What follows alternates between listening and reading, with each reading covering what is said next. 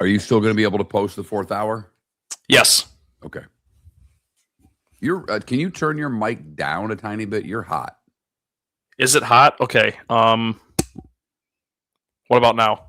It's pretty much the same, but the same. Okay. How about now? No, the last one's better. Okay. You're just a little overmodulated when you bark. What about this? That's better. Okay, that's what we'll stick with. This mic is cheap. It only has like 4 settings. Oh, there's no volume? There's no like knob. No. Gotcha. Yeah. Javier, you are on a cruise and still watching this damn show? God, you're a good man. You're a good man. From the high seas. Little 3-dayer, Bahamas, or better than that? You been on a cruise, Mark? Once. I'll never do it again unless I'm forced. Do you not like, or do you get seasick or? No, I don't get seasick. It's gimmicky to you? For lack of a better term, not trying to offend anybody. No. I'm a bit of a snob. The cruise I was on, the company of people that I was with on the cruise is not people I would normally want to be on vacation with. And it's too many people. Fair enough. I don't even like hotels. I prefer a Vrbo Airbnb thing to a hotel. Feels homier. Yes. I just don't like to be around that many people. That's fair. There's a little thing going around on TikTok. Another word for a lot of people. I'm leaving.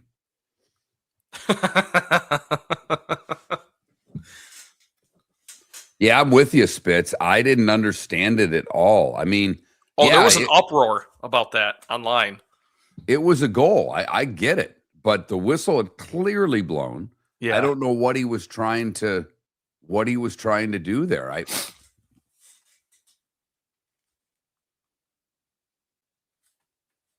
There you go, Javier. That's Yep. You just hit the nail on the head for me. I won one, so it didn't cost me anything. I had a good time because it was a work event. It was like if you hit there was an A team in sales when I worked at Beasley, and if you hit the A team every quarter, they did something. And that quarter, they did some sort of trade with a cruise line, so they had free cruises because Beasley wouldn't pay for squat. And I won one, and it was right after Hurricane Wilma, so I didn't have power. So it was actually great timing to get the hell out.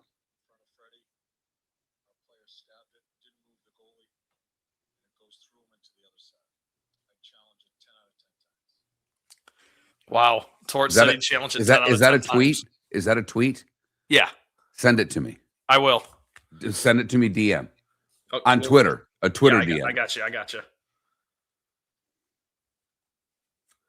To your account or the Miller and Moulton account? It doesn't make a damn bit of difference. Okay. Just send it to you. Okay.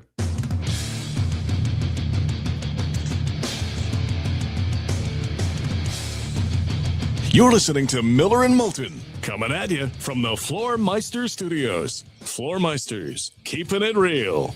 And now, here's Mark Miller and David Moulton. Miller and Moulton Friday edition of the show. Thanks so much for joining us. David still out, Trent still in. Those things remain the same. Hope you're having a great week. We'll finish it off with you this morning. A hell of a game, too, last night. Man, oh man. Are these finals shaping up to give us something? 2 really good hockey games to start the Stanley Cup final. 1 really good basketball game to start the NBA Finals. Game 2 in hoops is tonight. The Belmont is Saturday, the Memorial in golf, so a little bit for everyone going on. But last night, Carolina gave us a series when it looked like there was no real chance for the Canes. Late in the game, they were down. They were out, but they scored 2 goals late. In fact, they took the lead 3-2. They gave up the lead when the goaltender was pulled for the extra attacker, and we got bonus hockey. What a night. Good morning, Trent. Did you make it for the entire hockey game? I know your flavor is hoops, not hockey, but I got to tell you what, if there was ever a time and I don't even say convert you, but get you on board, last night was the night. Oh, it was awesome. Yeah, and I always watch the Stanley Cup final because you have to. As a sports fan and as a radio host or someone in this business, it's an obligation to watch the final of all the 4 major sports. I've always been a believer in that. And Mark, last night, I will tell you, I mean, hockey has the reputation, as a never say die sport. But I think if the Carolina Hurricanes would have lost that game and gone down 2-0 in the series, it might have been as good as done, just because of the coach you have on the other side, the talent you have on the other side, and how the Vegas Knights had been feeling themselves. We mentioned they had won 7 in a row going into that one. So that was a monumental win, and I was fired up for you because I know who you're pulling for in the series, although you are a hockey fan at large. Well, and I am, and at last night I was really pulling for Carolina because I want a series. You want a series, yeah, exactly. When Keith Smith was on the show, he said he predicted this Knicks in 7, and he said part of the picking in 7 is selfishness. I want 7 games. Yeah, me too. I want 7 in hoop. I want 7 in basketball. Maybe that's the show host and me making sure we've got a lot to talk about for the next few weeks. Carry this sucker out as deep into June as is humanly possible. It's twofold selfishness. It's selfishness as a hockey fan and then also as a radio host. Yeah.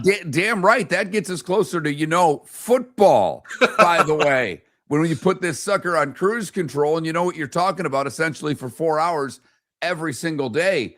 But, Vegas has done such a good job in limiting Carolina's shots. I mean, Carolina is a team that averages, I think they said in the playoffs, like 26 shots. They needed overtime to get to that number. And in the first period, before Vegas scored, the shot attempts were like 17-3. Now, the shots on goal were not that, but the shot attempts were that. And what happens? A flip out of the zone, a Vegas player who's having the playoff of his lifetime, and Brett Howden, they're calling him Bretzky for crying out loud. He's playing so well. He scores his 12th goal. Marner was the guy that threw it out of the zone. But just to give you an idea, shots in the first period were 8-2. From that point on, Vegas outshot Carolina 23-15. And that's with Carolina desperate in the third, and they still got outshot 14-8. So, man, oh man, Vegas is basically doing to Carolina what Carolina has done to everyone else all year long. I think Vegas, the games have been close, but if I were to give an edge to a team in this series, Vegas has been the better team. Last night they had a goal that was disallowed that I don't blame the referee for blowing the whistle because I thought the puck was dead while watching it. It never was. It went in. And Tortorella is thought of as the better coach in the series, even though Brendan Moore's been there a long time. Brendan Moore, a tremendous player. Brendan Moore, a tremendous coach. But Torts is the guy that's been doing this forever. So if there was a coaching nod, somehow I think Torts would get it. What is he doing challenging that? You know what, Mark? As a non-hockey guy, as we've now mentioned probably 4 or 5 times, I didn't think anything of it when it happened. But the uproar and the stir that it caused online in the circles that I run in on X and all the other social media circles, like I was just, everyone was like, what the hell is he thinking? And Tortorella strikes me as the type of coach that stuck in your ways sounds like a negative term. But it felt like that was something that he's not backing down. He saw what he saw, and he's not going to change his mind, and he's not going to apologize for it. But it did seem like everyone with a voice in the hockey world thought that was a stupid decision to challenge that. It was to me. I was texting. My son's turned into a pretty big hockey fan, and I actually respect his opinion in 3 sports a lot: hockey, college baseball, which he loves, and college football. Those are his big 3. And we're texting during the game, and he's like, what is Torch thinking? and I was with him because that then leads to a power play. The challenge doesn't go through. Carolina gets the power play, and they take the lead on the ensuing power play.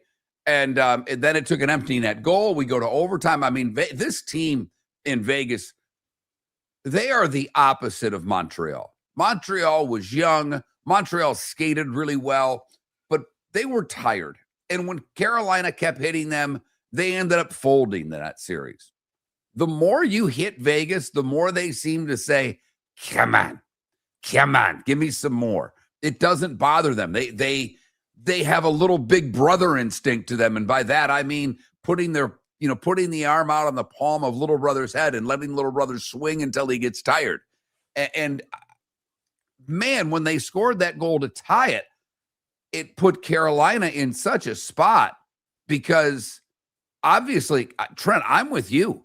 If Carolina loses that game last night, this sucker's over.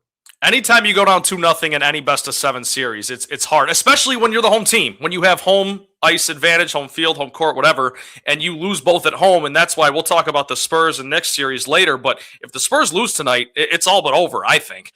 So credit to Carolina for fighting back, punching back. And just quickly, Mark, a funny little tidbit that I saw on Twitter, because you mentioned the Vegas, the more they get hit, the harder they come back at you. Someone compared them to Black Panther, and if you're not a Marvel fan, he's got a suit that he absorbs contact, and then when he releases it, it's 2 times as much outwardly. That's what they said about the Vegas Golden Knights, but last night they didn't win. I really want to thank you for explaining that, because I was just going to let it go and say, well, I think it's a good analogy. I have no idea what he's talking about, but it works for me. Sure, Black Panther. Yeah, what Trent said. I'm really glad that you explained it, because the explanation proves it to be even more true. I didn't come up with it. I just saw that on Twitter, but yes.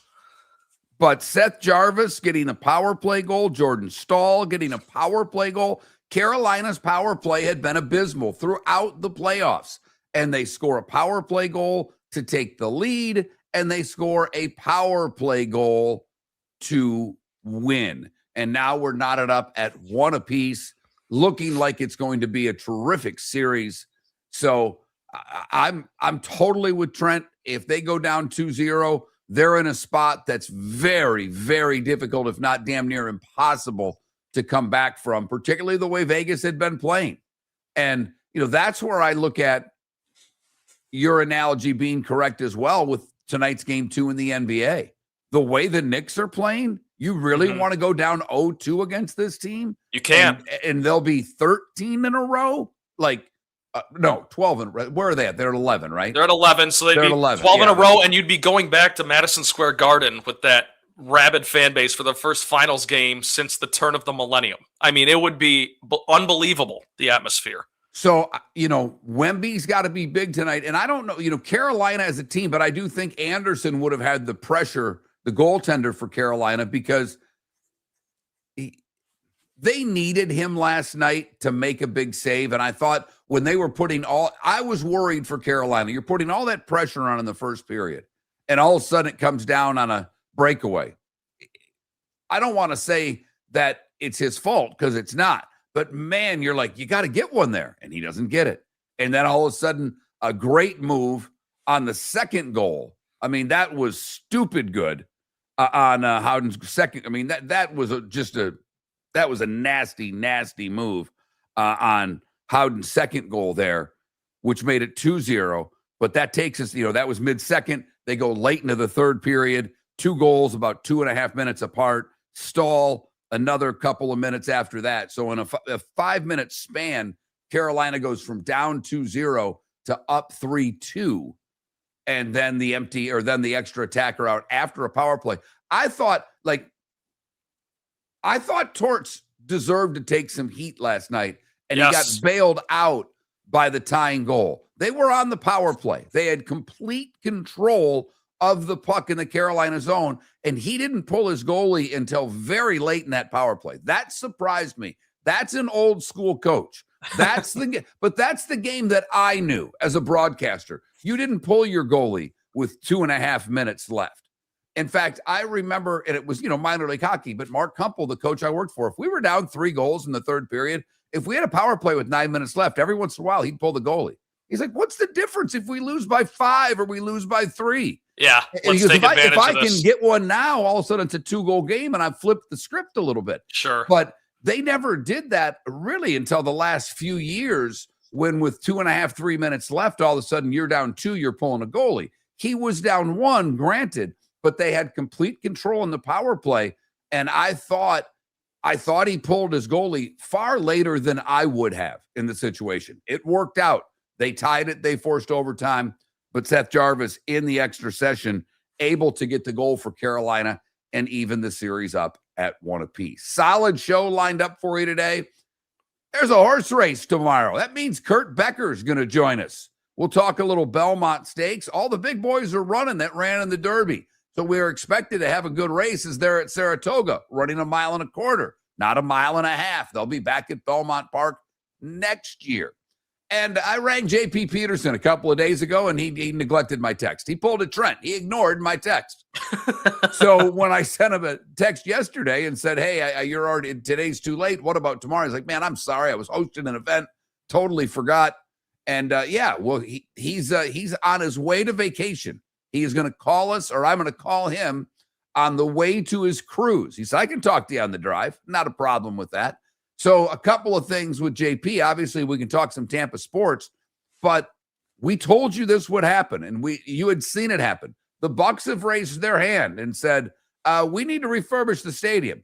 And someone on the sports authority in Tampa said the Bucks should get our money before the Rays.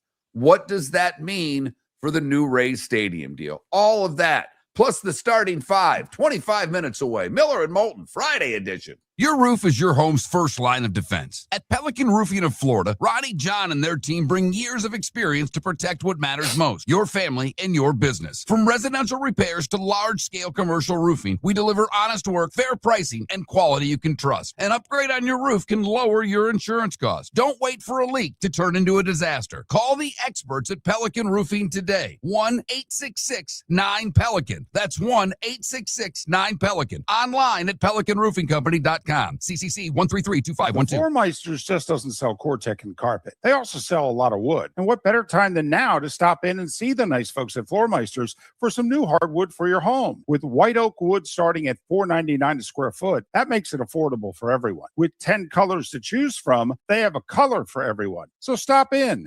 6281 Naples Boulevard, right next to Costco, or go to the web. It's floormeisters.com. Floormeisters.com. Floor Meisters, just keeping it real. American Paint Supplies is your one-stop shop for all your coating needs and has been for 30 years. American Paint Supplies is also your #1 Festool dealer in Southwest Florida. If you are a builder, cabinet maker, painter, or power tool enthusiast, Festool craftsmanship can be found at American Paint Supplies. Celebrating 30 years of service, and Festool is celebrating 100 years of excellence. Come to American Paint Supply for a perfect pairing of service and expertise on 6100 Shirley Street, Naples, off of Pine Ridge, or online at AmericanPaintSupplies.net. Cape Coral Police Department is growing, and they want you to be a part of it. They're hiring new officers. Starting pay is between $74,000 and $90,000, depending on your experience. And with a $10,000 hiring bonus, you could be making $100,000. Enjoy paid holidays, off-duty details, plenty of OT opportunities. They're also hiring dispatchers and professional staff. So go to CapeCops.com. CapeCops.com. Be brave, be best, be Cape. This is Miller and Moulton.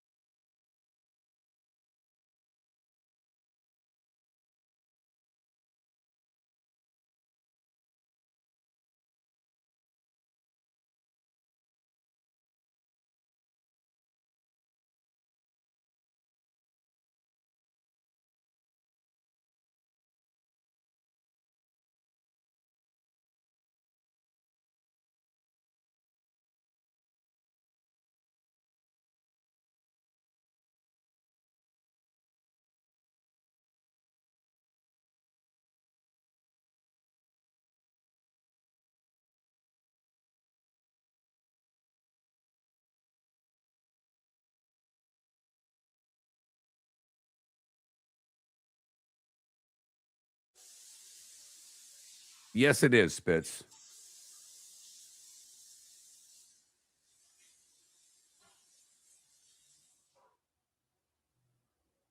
Oh, look at you. What kind of line was there at Dunkin' this morning? People don't eat Dunkin' Donuts the way they used to. They drink Dunkin' coffee.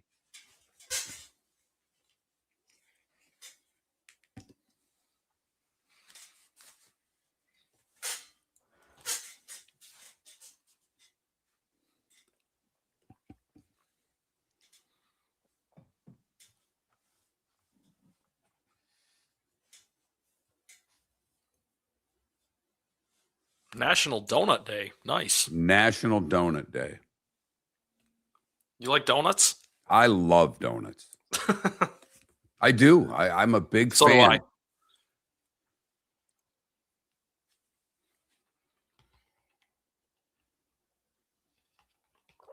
Not a line when you order through the app. I know what you meant. I can read that. I can read that.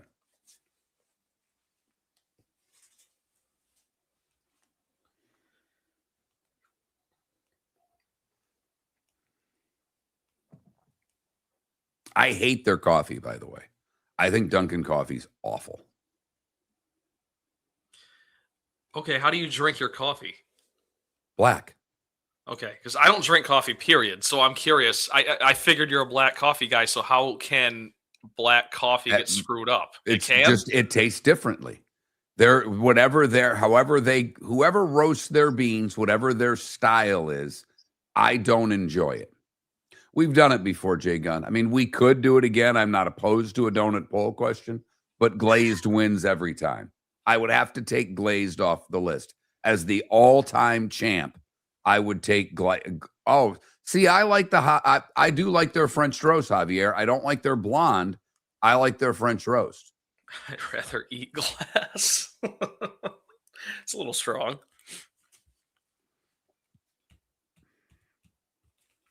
I used to get the Starbucks coffee at Costco, particularly when they would have the little sale and it was like $5 off a bag. But now Costco has their own French roast blend. It's always a little cheaper, and it works for me. My parents do the same thing. Plus, they don't have the French roast Starbucks anymore. Probably is the same thing. They probably worked out a deal to get it direct. That would be my guess. Because now they sell the blonde Starbucks at Costco. All right, so if you were to do 4 donuts that are not glazed, Boston cream, jelly, I like the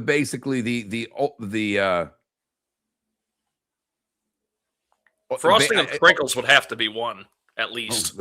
You are 6 years old, aren't you? It has to be an option if we're going 4 non-glazed donuts. You and my daughter.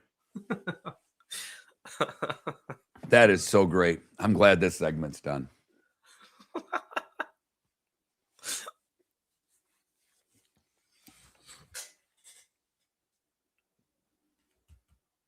No, he just said sprinkles. Sprinkles. I said frosting with sprinkles. With sprinkles. Which is very vague. Could be anything. No, but it's just the fact that I need sprinkles because I'm a little kid. I do. I love them. Could I have sprinkles, Mommy?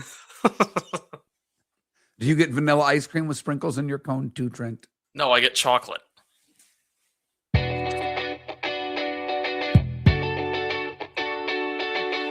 You're listening to Miller and Moulton. And now, here's Mark Miller and David Moulton. Miller and Moulton Friday edition. I'm in a good mood this morning. I think because we have a series in hockey. I made it for the whole game. I actually shouldn't say the whole game because I think I took a nap around 7:45 and woke up with 11 minutes left in the first period. I needed it. I didn't get a chance to get my nap in yesterday. And the wife, her best friend, was in town. They're on their way back to Jersey for the summer, but she picked up her mom and her mother's dog.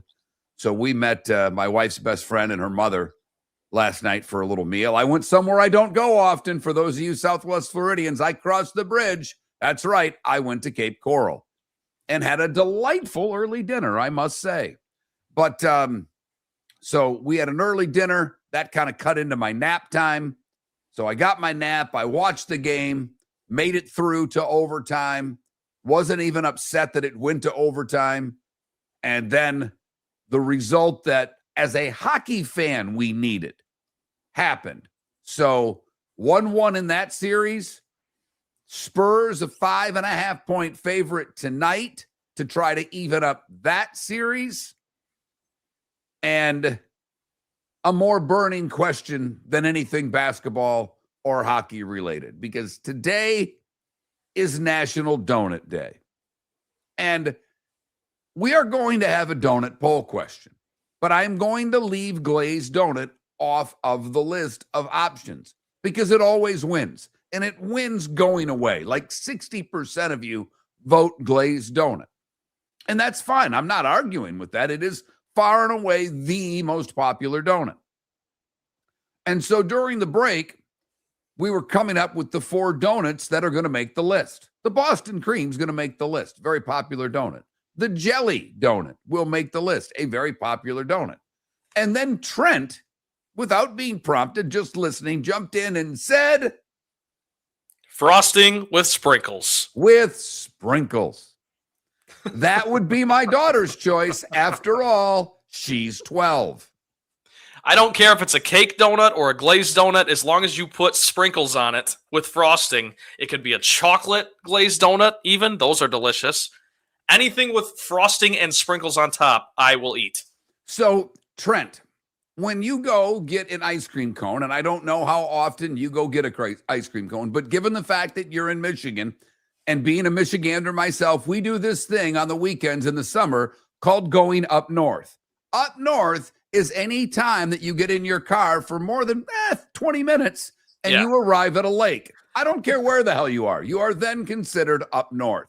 Any body of water. Yeah, and if you know, you know. It's kind of one of those things. We're a effed up group in the Mitten State. But when you are up north, it is damn near a tradition that the whole family loads up and goes to the local ice cream parlor. Yes. So on your trip up north, Trent, are you getting sprinkles on your ice cream cone? On ice cream, I don't, because I think the way they do it now, Mark, is they overload it. They coat the whole thing. Yeah, they do. That's too much for me. I can't do that. But I usually go a soft serve twist or chocolate, and I'm very simple that way. I get it from my dad. Okay, so no sprinkles. Now, if you're at home and you were to have a bowl of ice cream, do you have? Well, if you're at mom's house because you're out making another trip this weekend. I know dad too, but he's a mama's boy. Let's just be honest here. You're at mom's house. Does she have? If you were to make yourself a bowl of ice cream after dinner, if there is chocolate ice cream in the freezer, and you give yourself 2 scoops ice cream in a bowl, well, probably for you 1 because you don't eat a lot. You have a scoop of ice cream in a bowl. Are there sprinkles in the cabinet, and do you put them on your bowl of ice cream?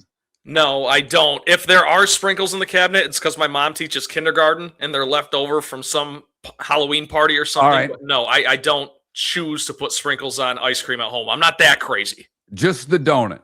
Just the donut. Just the donut, because you and my daughter would get along well because her I could wake her up and she wouldn't get mad at me if I told her it was National Donut Day and I had a donut with sprinkles. She would be very happy with that result. She's not getting one, but that would make my 12-year-old happy. It would make Trent happy too. She goes the vanilla frosting, not the chocolate frosting, but the glazed frosted donut with sprinkles. So that's number 3.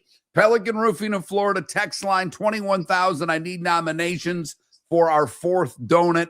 I am the cake donut guy. That's actually cake donut, chocolate frosting. Probably after. I do like the Boston cream. I like the Boston cream has the custard in it though. I prefer the cream donut with the frosting in it. Not the custardy stuff. The plain old frost, the sugar. I mean, give me a sugar buzz type of donut. So that's probably would be my vote. That or the old fashioned. I call it an old fashioned donut, a cake donut with frosting. So what's your pick? 21,000 Pelican Roofing of Florida text line. When I get a 4th that I think is worthy, I will get the poll question up. You made a very strong case, and I think rightly so, Trent, that you're not worried at all about the Spurs. And your reason behind it is, look at their best player had his worst game in the playoffs. Is that really going to happen again? So if everyone else plays the same and Wemby plays I think, let's say he had a C-plus game, because defensively, damn it, he's still really good. It's tough for me to give him a grade much below that. So That's let's fair. just say he had a C-plus grade. If he goes from a C-plus to a B-plus, not even his best game, but shoots more efficiently, turns it over less. I mean, it was 15 missed shots, 6 turnovers. Those are both playoff highs for Wemby. Look, he's not been around long, but there's still, that's a lot of missed shots, and that's a lot of turnovers. So let's just say he goes from 6 turnovers to 3, and he goes from 15 missed shots to 9. Is that enough in your estimation? For sure, without a doubt. And again, that's why yesterday I did try to build the case that way. I think he's the best player in the series, even though Jalen Brunson, holy cow. I mean, especially when you factor in fourth quarter and clutch scoring. But if Wemby can just be a little bit tighter in a good way, not like in a, clenching up kind of way, just play a little bit tighter. I think the Spurs should be fine. They got to defend home court tonight. And I think he strikes me as the kind of guy, even though he's young, that he senses the urgency here. He understands. He's emotional. He knows that teams that go down 2-0, especially the home team, have historically not been great in these series. So I think he plays better. And to answer your question, Mark, all he has to do is just turn the ball over a few fewer times, and then maybe have a little bit more touch around the rim or decision-making as far as when to go back up and when to kick it out. The Spurs should be fine. I truly believe that. I guess my counterpoint to you would be, and I actually agree with your theory. If it doesn't happen, though, 6 games against the T-Wolves, 7 games against OKC. OKC bumped him every chance they got. Yes, they did. He's still a young man. He still has a frail body compared to NBA players of today. If he doesn't have a B-plus or better game, I'm putting it on the fatigue from the season and the postseason, because the postseason's a different animal. And after OKC bumped him around for 7, I think the same thing will happen tonight with the Knicks. And the one thing we didn't expect, Trent, was how well Cat did defending Wemby. We thought it would be Richardson. We thought Anunoby might get, the rotating guys around for a lot of different defenders. We didn't think Cat, and neither did Keith Smith, who's kind of our NBA expert that comes on the show, didn't expect that matchup to happen. Karl Anthony Towns deserves a lot of credit, not only for his offense performance, particularly in the third quarter of game 1, but what he was able to do defensively against Wembanyama. Yes, and going into the series, we talked about, Mark, how statistically and by the metrics, OG Anunoby was the best defender Wemby's faced in his career. And it's a small sample size, but still, just when OG Anunoby, and he is a good defender, is on Wemby, he typically wins that matchup. Well, they didn't need to go to that a whole lot because Karl Anthony Towns is able to match the physicality. Credit where credit's due.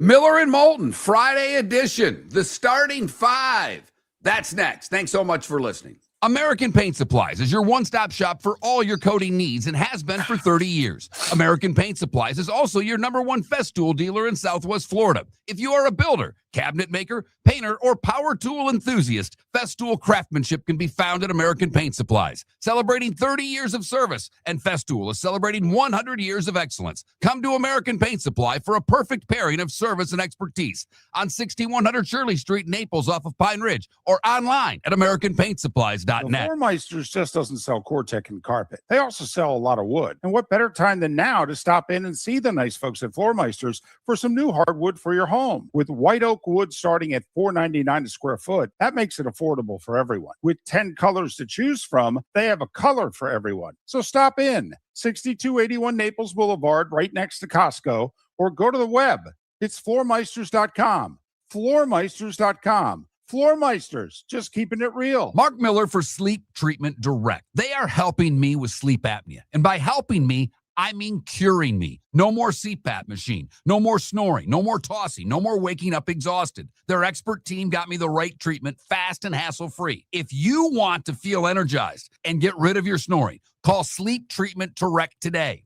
239-444-1741. That's 239-444-1741. Sleep Treatment Direct. Sleep safe and sound. Your roof is your home's first line of defense. At Pelican Roofing of Florida, Ronnie, John, and their team bring years of experience to protect what matters most, your family and your business. From residential repairs to large-scale commercial roofing, we deliver honest work, fair pricing, and quality you can trust. An upgrade on your roof can lower your insurance costs. Don't wait for a leak to turn into a disaster. Call the experts at Pelican Roofing today. 1-866-9-PELICAN. That's 1-866-9-PELICAN. Online at PelicanRoofingCompany.com. CCC 13325. This is Miller and Moulton.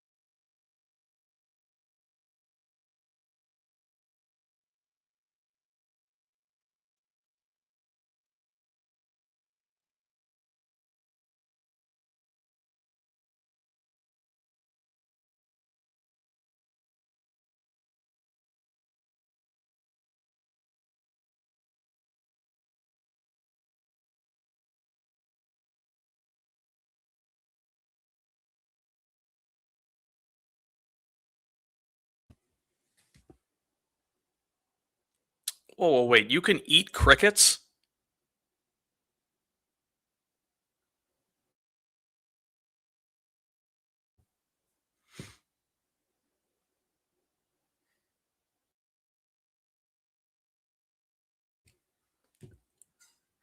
Can't hear you, Mark.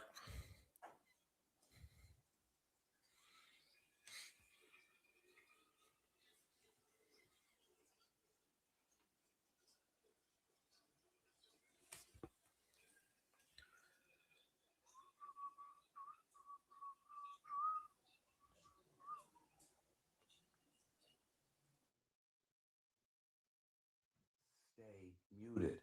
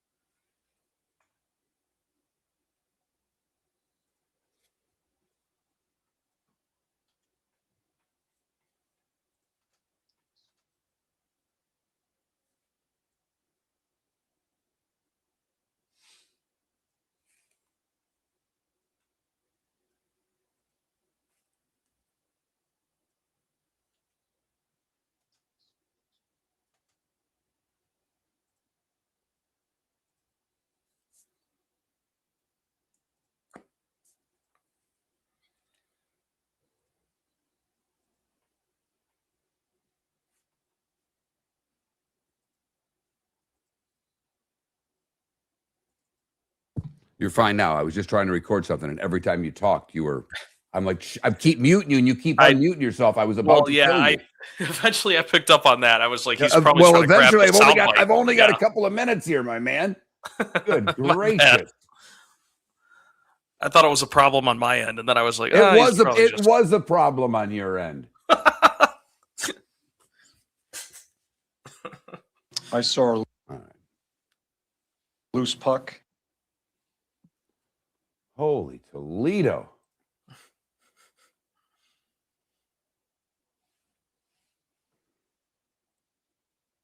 Yes, I was muted because I was trying to record something. I know I was muted.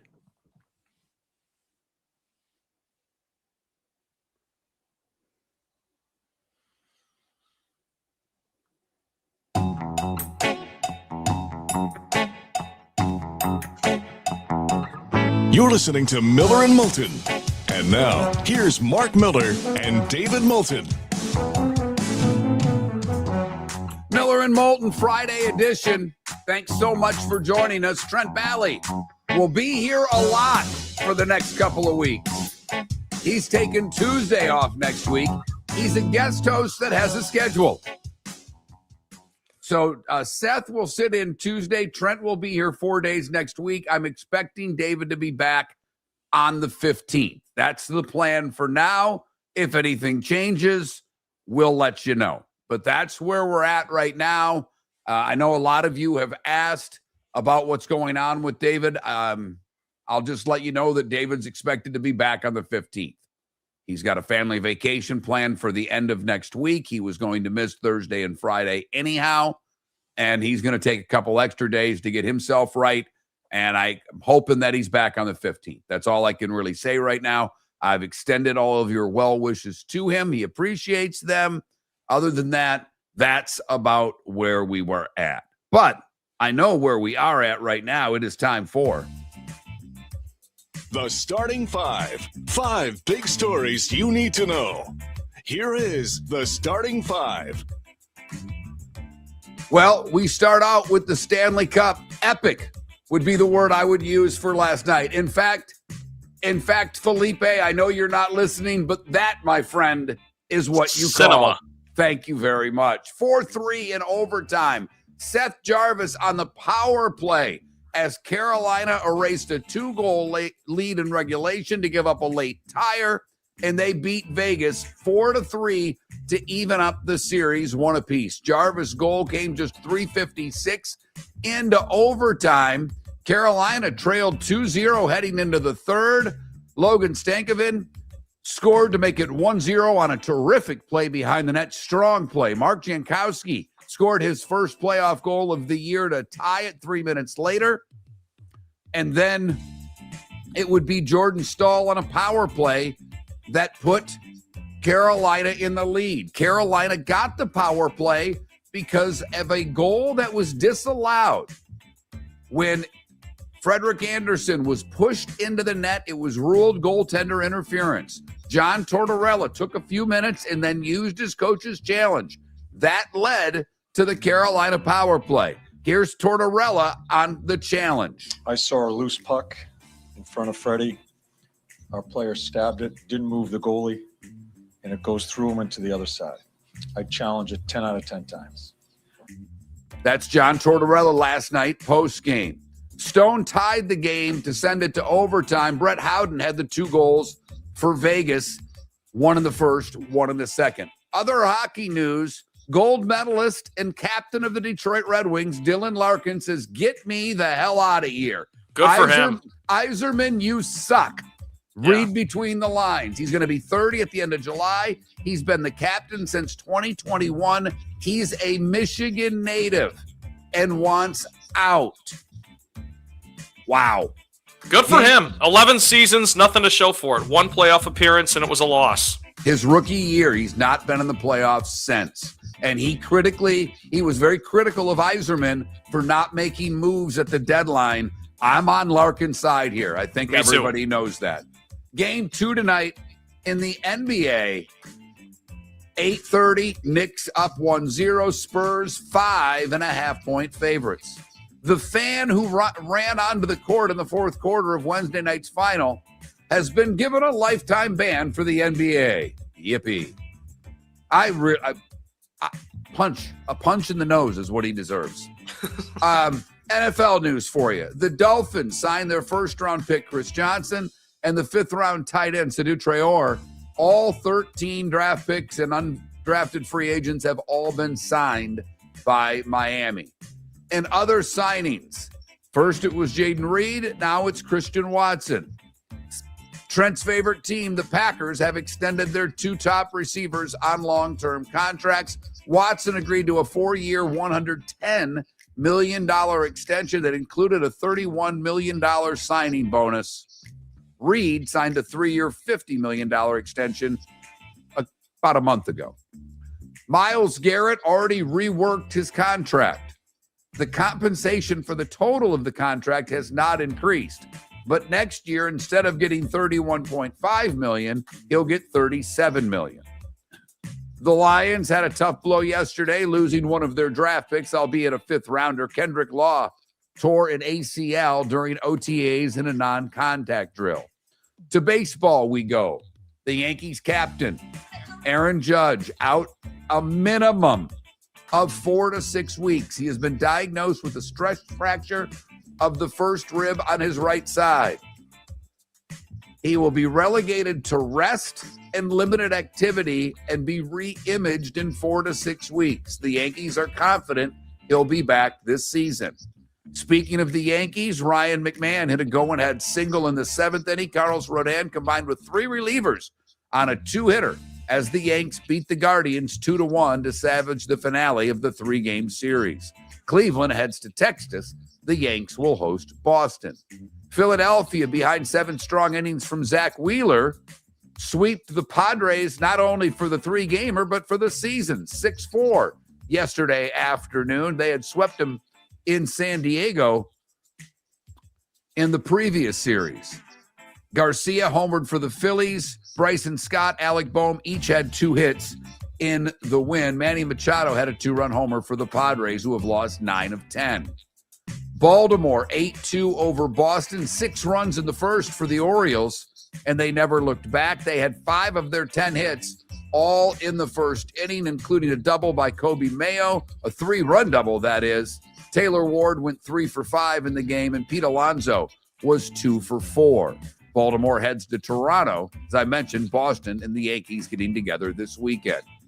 San Francisco, behind an Eric Haase grand slam home run and Chung-Hoo Lee 4 hits, extended his longest hitting streak in the majors to 12 games. The Giants hung on 12-9 over the Brewers. 2 Brewers relievers, DL Hall and Grant Anderson, both exited with apparent injuries. The Giants will take on the Cubs. Milwaukee travels to Colorado. Toronto, a 7-2 win over Atlanta as Chad Dallas allowed 1 run and a 3 2/3 in his major league debut. 5 other Toronto pitchers threw a 4-hitter against Atlanta, beating Chris Sale and the Braves. Kansas City 8-6 over Minnesota. Josh Rojas, a go-ahead 2-run single in the 9th in his debut with Kansas City. He was recalled from AAA Omaha earlier in the day, didn't get to the plate until he pinch hit for Nick Lofton with the bases jammed in the 9th. He slapped a single up the middle to give the Royals the lead and eventually the win. Chicago 7-6 over the Athletics. Pete Crow Armstrong, a bloop single, capped a 4-run 9th for the Cubs to win the 1-run game. Crow Armstrong also had a solo home run, his 9th of the season. Chicago had lost 3 straight and 14 of 17. Pittsburgh, a 5-1 win over Houston. And Arizona, behind a Marte home run solo in the 9th, beat the Dodgers to win that series. They won the game 3-2. College softball, the Longhorns are your national champions. They scored 2 in the 7th to extend a 2-1 lead to 4-1. They probably didn't need it, but the final 4-1 in the sweep. 4-way tie on top at Murfield, Jack's tournament. Wyndham Clark, J.J. Spahn, Tommy Fleetwood, Ryan Gerard, all 5 under 67. 2-time defending champion Scotty Scheffler was 1 over with the 73. Rory shot a 1 under 71. The Russian teenager made the final in the French Open. Mira Andreev won in straight sets over Marta Kostyuk of the Ukraine. That's a rivalry. 6-1, 6-3. And the qualifier, the young gal from Poland, Maja Kowalinski, became just the second qualifier to reach a Grand Slam singles final in the Open era when she beat Russian Diana Schrader in 2 sets, 7-6, 6-4. She's going to make more money in the French Open. She's 24. She's made like $800 and some $1,000 in her career. She will more than double that by making the final of the French Open. Men's semis are today. Caboli and Ardoli, the 2 Italians, in the first semifinal. Zverev and Menzik in the other. One other note from the French Open. Zeynep Sanmez, she's the world number 66 from Turkey, was forced to retire from a doubles match after tripping over an advertising block on the back of the court. Yikes. And finally, some college football news. Virginia Tech, a new coach, a bunch of new players, and some money. They received a $75 million donation yesterday, with the majority directed towards athletics. The donation was made anonymously by a 4-generation Virginia Tech family, is set to go towards multiple incentives, including the fundraising portion of a $229 million investment in athletics over the next 4 years. And that, at about 10 minutes before the hour, is your starting 5. 5 big stories in the French Open that you needed to know.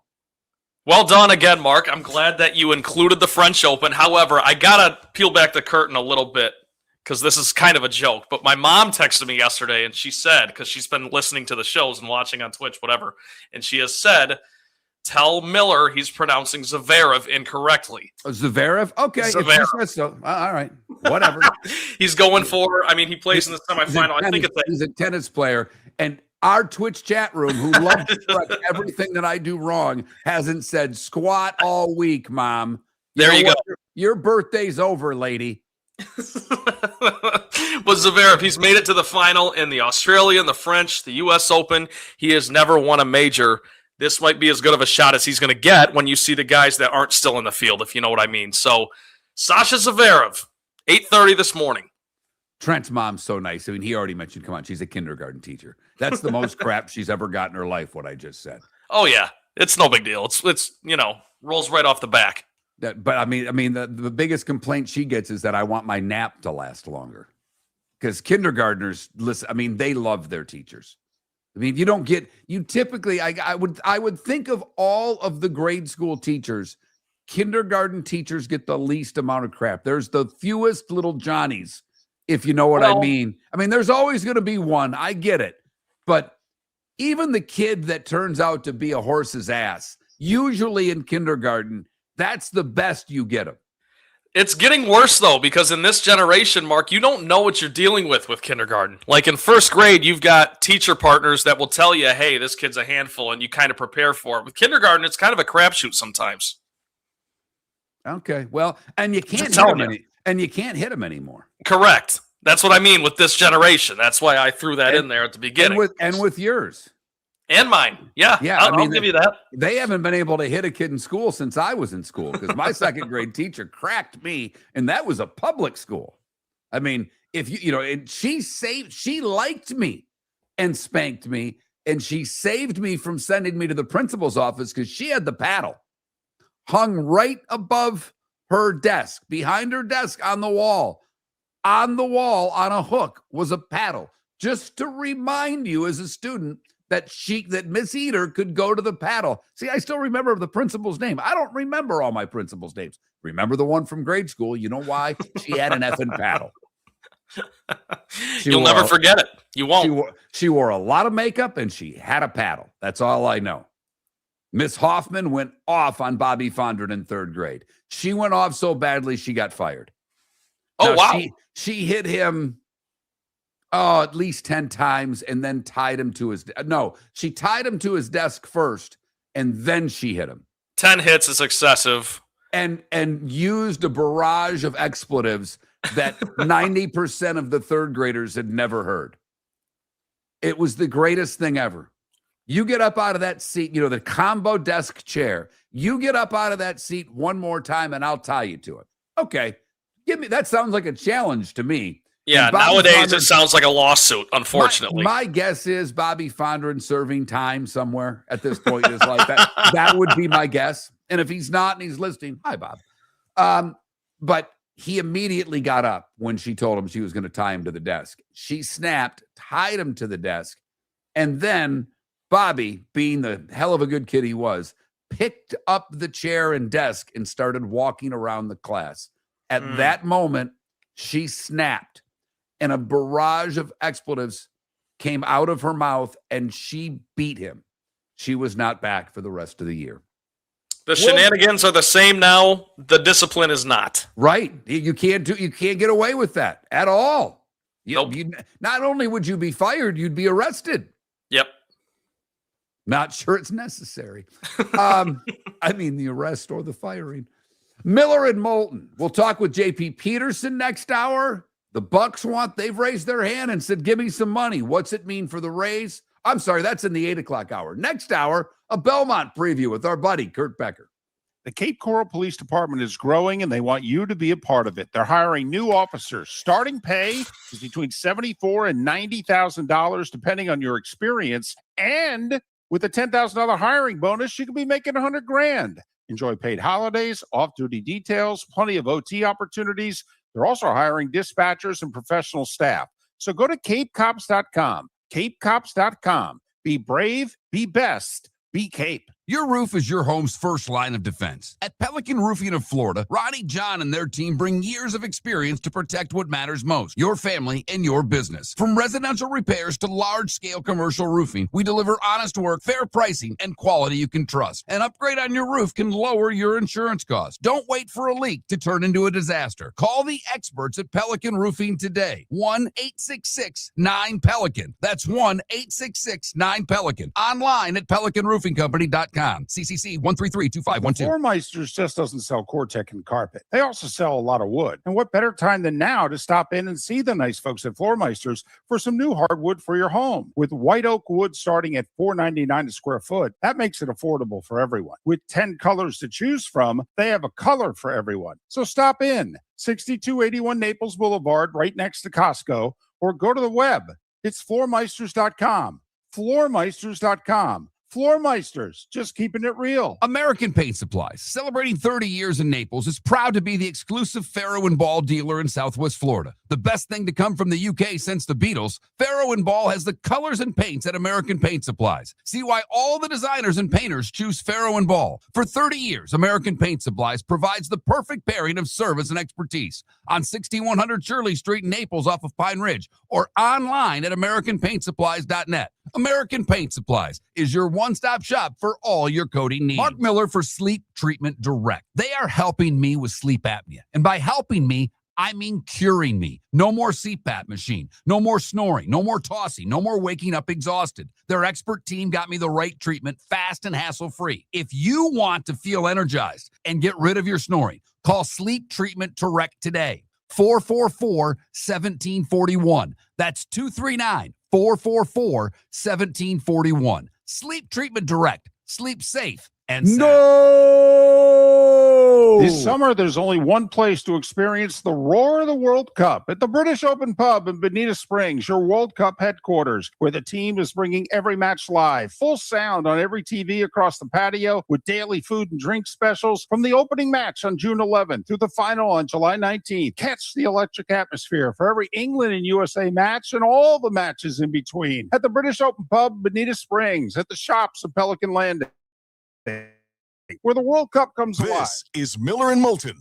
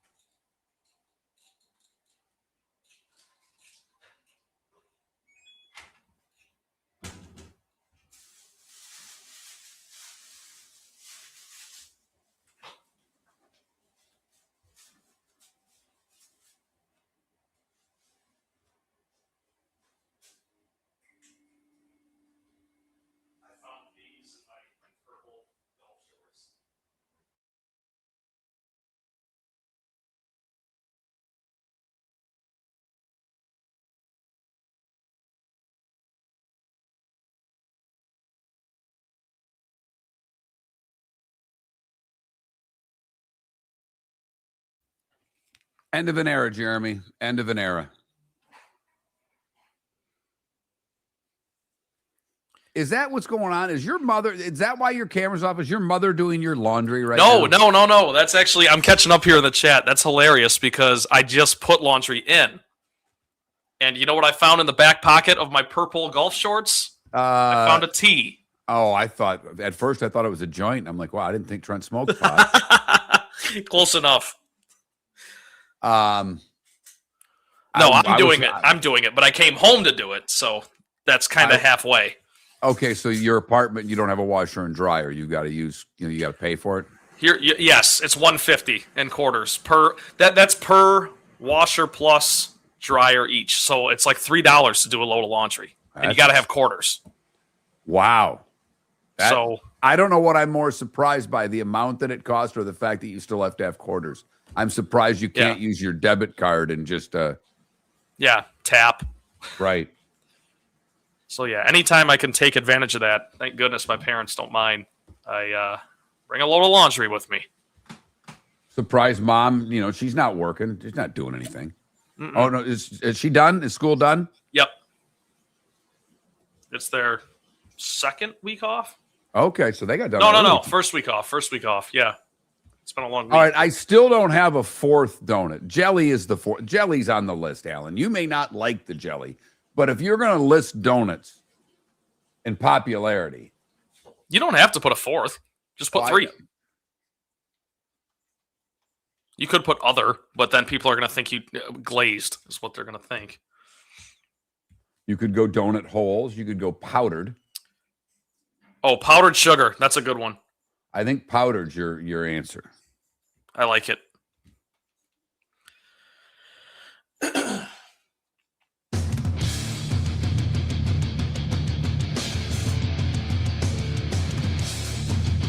You're listening to Miller and Moulton, coming at you from the Floor Meister Studios. Floor Meisters, keeping it real. And now, here's Mark Miller and David Moulton. Miller and Moulton on National Donut Day. One donut for sure doing the show. He's doing it with Trent Valley. David's got the day off. But on National Donut Day, it does get us a poll question. We don't do a lot of poll questions, and that's on me. But David off today. David will be off next week. Trent will do 4 of the 5 shows. Seth doing Tuesday because Vice President Bally there is busy.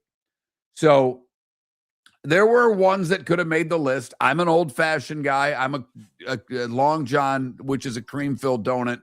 That's not the custard. But I didn't go with those. I kind of went with what the people were saying. Trent's a frosted with sprinkles. That made the list. Boston cream, jelly donut, powdered sugar, and then, of course, the frosted with sprinkles. Trent, I hope, will repost it on his X page with his vote. I will do it on mine as well. And there you have it. So there is your donut question for the morning on Miller and Moulton. I'll get it up in the Twitch chat room because we've got our own little way to have a poll question in there, which is wonderful. But obviously, last night, we were able to get a series. Oh, were we ever? We were able to attain a series, and it easily could have gone the other way. It easily could have gone the other way, and these NHL and NBA finals have both started in a unique way with the road team stealing game 1. So we know that if the road team steals game 2, with both series being 2-2-1-1-1 format, things could get pretty dicey, and all of a sudden, Mark, all we're talking about is baseball until football comes around. Not so in the hockey department. We'll find out tonight if basketball can deliver in the same way. And it is amazing to me what the Knicks have done. And I could talk about hockey for hours. We'll probably get back to it at some point because there was controversy in that game. I mean, there truly was. And there were great individual plays, but the hoop tonight, and look at the hockey game 1 did a big number, did like 4+ million. They're pumped about that. These basketball games, I'm going to be fascinated. Obviously, I've not seen game 1 numbers yet. If they're out, I've missed them, but usually they don't get to us this quickly. I would think sometime today, later in the morning, will get the numbers from game one. But it's a New York team. If you've listened to Miller and Moulton for any length of time, New York's a basketball town. New York's a huge basketball town. So when you take the biggest city in our country and a sport they love and a city that's not had a championship in that sport in over 50 years, you heard Pat Kerwin talk about it yesterday. You heard Seth talk about it both Wednesday and Tuesday on the show. Seth's not a Knicks guy, and he's like, this whole city's just this whole area. And he's in Jersey. Is just nuts for the Knicks. So you take all of those people and all of that fandom, that leads to a big number. You add on to it Victor Wembanyama. As close, I don't know. I'll ask you, Trent, he wouldn't qualify in my house, but then again, maybe he would, because my wife is now obviously a mother and she's a little older because she's a 50 plus year old young mom, if you will. But our joke was for years with David and I, you're not a superstar. We kind of got this. I think we stole this from Cowherd. And a lot of you like Cowherd, a lot of you don't. No. But there are certain things that I think Cowherd's been doing this a long time. I like him a lot. I didn't mean that in a bad way. I always listen to Colin Cowherd my whole life. But Cowherd made in years ago, and I don't think he's as good as he once was, but a lot of us aren't. He said, does he pass the mom test? In order to be a superstar, does your mom know who he is? Because it's one thing for all of us sports fans to know who Victor Wembanyama is. But it's funny now. I'm watching game one with my wife, and she goes, is Wembanyama out there? I'm like, uh-oh. The wife knows who he is. And she's like, and the daughter is aware of him. And my daughter, I wish she was a sports fan. I wish my daughter would sit on the couch with me and watch any game. Women's softball. I don't give a damn. I'd watch other sports if my daughter would watch them with me. The only thing she'll watch is hockey because she wants to see a fight. And she refuses to watch the Stanley Cup Finals because she asked me, Stanley Cup Final, I misspoke, will there be any fights? And I said, no, not at this point in the playoffs. I'm not interested. Okay. So the wife will watch hockey with me. The wife she'll watch hoop at this point with me, but she's watching Wembanyama. He's an unbelievably unique athlete. He is a unicorn. He's 7'4", 7'5". He can handle the ball. He can drive to the basket. He can knock down threes. He is, in my opinion, the new face of the league. Yeah. And as long as he doesn't get hurt, will be the face of the league for the foreseeable future. So I'm of the belief that LeBron James and Steph Curry will be the face of the league until they retire. Those two will that's who everyone's going to know. Like you said, passing the mom test, every woman in America knows who those two are. I don't think every woman in America yet knows who Victor Wembanyama is. But you bring up a great point because people have been asking who's going to take the torch from those two. Is it going to be Giannis Antetokounmpo? Is it going to be Luka Doncic? Is it going to be SGA? And Wemby is just the easiest one. Maybe that has to do with his last name and they shorten it and he's got a memorable nickname. But I'm not joking. That's big. Yes. And I guess SGA could be that way too, but no one knows who Shai Gilgeous-Alexander is, right? Unless you're a basketball fan. So I think you're right. I think Wemby is the next face of the league, whether he wins it this year or not. The question is, how long until LeBron and Steph both hang him up? Because they're going to be the face until then. I firmly believe that. Well, all right. I understand where you're coming from. And I don't necessarily think you're wrong. But when's the next time Golden State's going to play a meaningful basketball game with Steph Curry? I don't think they're going to play another one. Correct. So it's tough to be the face of the sport when you're not in the postseason. Now, LeBron, you're probably right. LeBron's a superstar. LeBron, however, is also very polarizing. Yeah. Now, Wembanyama made, I think, one comment that was taken politically, and he caught some heat from it. It went away pretty quickly because Wembanyama is really young. And likable. Yes. Yes, he is. I think people like to see the emotion out of him. you're never going to please everybody, but I think for the most part, most sports fans liked seeing that from him, especially in a league that has been deemed soft or past its prime, whatever. He's kind of injected some enthusiasm and emotion back into the game, whether you like the Spurs or not. So that's also a factor. I think people are more willing to overlook some controversy or shortcomings because of that. He's a likable guy. I agree with that. And in the fact that he obviously here's another human being who's who his first language is not English. Yeah. And he communicates very well. I mean, that's something that I think most people look at and go, wow, that's impressive, because here's a guy who French is his first language. He speaks English perfectly, sounds good looking kid, nice smile, likable. Yeah. You're probably right on LeBron and Steph. I just don't know. One, I think next year's LeBron's last year. I do too. I don't know if Steph's playing much more than 2 more years. Yeah, Steph's thing is he could transition to being, I've said this for years now. You remember Ray Allen's last few seasons where he essentially just became a spot-up shooter in the corner? Steph could do that if he wants to. I don't see him going that long. He doesn't need to do that. He's got 4 championships. He's got his MVP. He's got his finals MVP. I mean, Steph is Steph. He's got a family. Right. He's not going to be a for-hire player. He's No. not going to be an NBA gypsy at the end of his career and go to teams chasing a ring, because, as you said, he's got a bunch. So, and he's an all-time great. And yes, Ray Allen was really good. Ray Allen's not an all-time great. I don't. And Ray Allen also, he changed his game when he went from Seattle to Boston to begin with, just to be that third option. So he had already kind of had experience with that. With Steph, it would be going from it's your team to all of a sudden it's not, and that's kind of a weird transition. So I'm with you. I think Steph plays like 2 more years, 3 maybe, but next year I think is definitely LeBron's last year. And it doesn't have to be, but I think it will be. And where next year is for LeBron, I still say I think Cleveland's got a better shot than even Andy Baskin doesn't think. He's our Cleveland guy. He doesn't think it's going to happen. He still thinks there's enough bad blood between Gilbert and LeBron that doesn't happen. Where do you see LeBron playing next year? I mean, okay, so hear me out on this. I don't necessarily predict this. I think Miami is just as likely as Cleveland. Why not go back to Miami? They could use a shot in the arm. They could use a little extra talent. And that would be just as cool as him going back to – he's gone back to Cleveland before.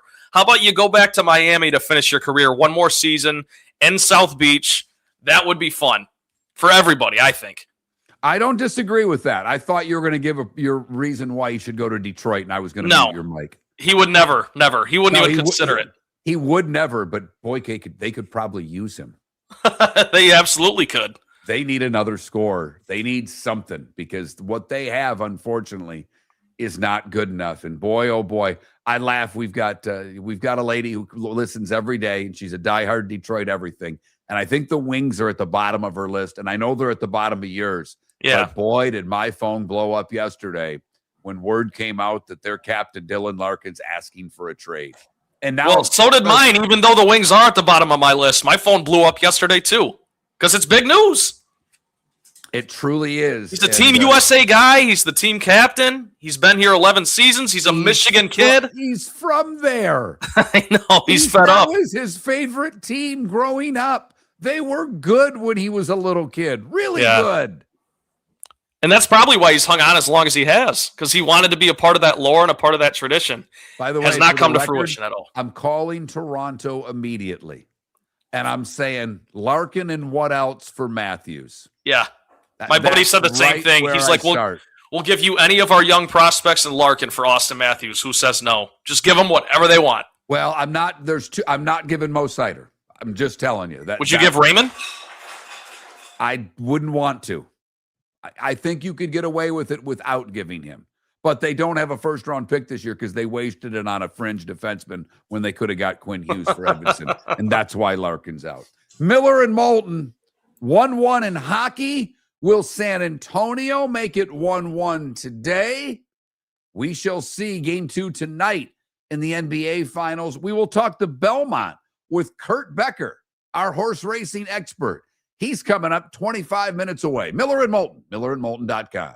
The Cape Coral Police Department is growing, and they want you to be a part of it. They're hiring new officers. Starting pay is between $74,000 and $90,000, depending on your experience. And with a $10,000 hiring bonus, you could be making $100,000. Enjoy paid holidays, off-duty details, plenty of OT opportunities. They're also hiring dispatchers and professional staff. So go to capecops.com. Capecops.com. Be brave, be best, be Cape. American Paint Supplies, celebrating 30 years in Naples, is proud to be the exclusive Farrow & Ball dealer in Southwest Florida. The best thing to come from the UK since the Beatles, Farrow & Ball has the colors and paints at American Paint Supplies. See why all the designers and painters choose Farrow & Ball. For 30 years, American Paint Supplies provides the perfect pairing of service and expertise on 6100 Shirley Street in Naples off of Pine Ridge, or online at AmericanPaintSupplies.net. American Paint Supplies is your one-stop shop for all your coating needs. Floormeisters just doesn't sell Cortec and carpet. They also sell a lot of wood. And what better time than now to stop in and see the nice folks at Floormeisters for some new hardwood for your home. With white oak wood starting at $4.99 a square foot, that makes it affordable for everyone. With 10 colors to choose from, they have a color for everyone. So stop in, 6281 Naples Boulevard, right next to Costco, or go to the web. It's floormeisters.com. Floormeisters.com. Floormeisters, just keeping it real. Your roof is your home's first line of defense. At Pelican Roofing of Florida, Ronnie, John, and their team bring years of experience to protect what matters most, your family and your business. From residential repairs to large-scale commercial roofing, we deliver honest work, fair pricing, and quality you can trust. An upgrade on your roof can lower your insurance costs. Don't wait for a leak to turn into a disaster. Call the experts at Pelican Roofing today. 1-866-9-PELICAN. That's 1-866-9-PELICAN. Online at PelicanRoofingCompany.com. CCC 13325. This is Miller and Moulton.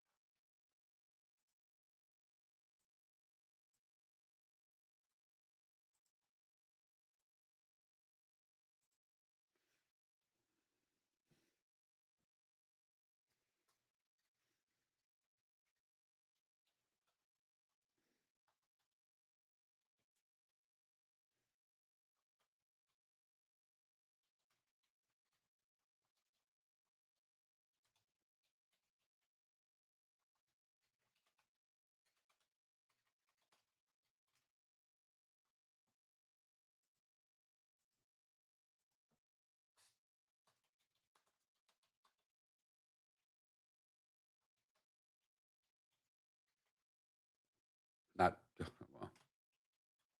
you're an idiot, Mark. Oh, boy. All right.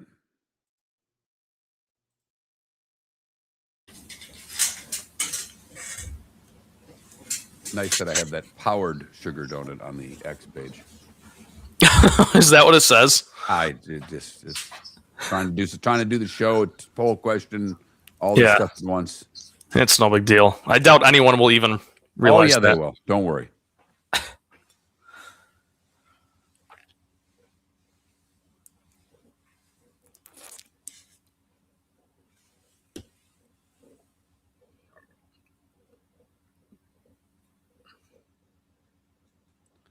I do, Puck, in EB, I love you guys. I really do. But I do think, Puck, it's great that you're telling us how the young kids view things. How old are you, Puck? Because no offense, I'm really not taking your word for what the young kids think. Because you're older than me, right? And I think a bit older, but maybe not. Kids today don't need winning.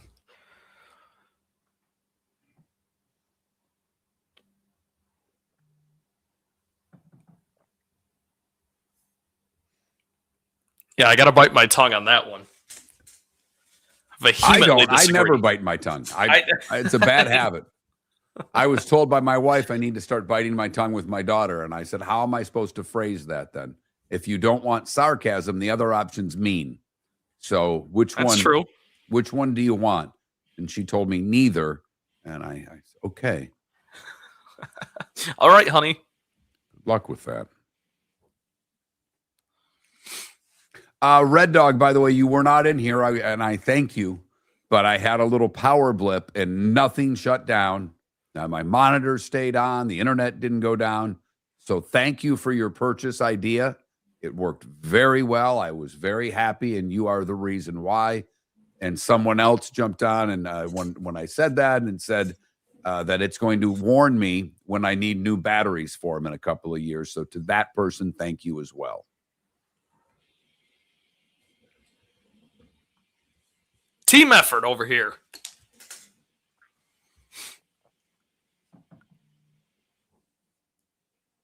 All right. Both guests are good to go. Sweet. A little bummed out. I wanted a Nick segment today and struck out. Yeah, I did too. I struck out. James Edwards III. I thought for sure he'd join us, but he just never got back to me. Perfect.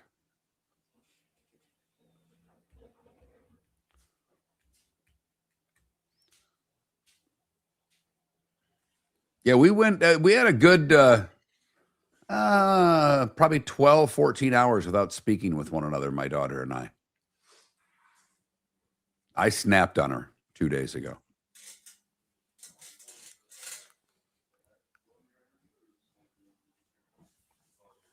Not that James Edwards, DC. Not the Piston Jim. Not Buddha.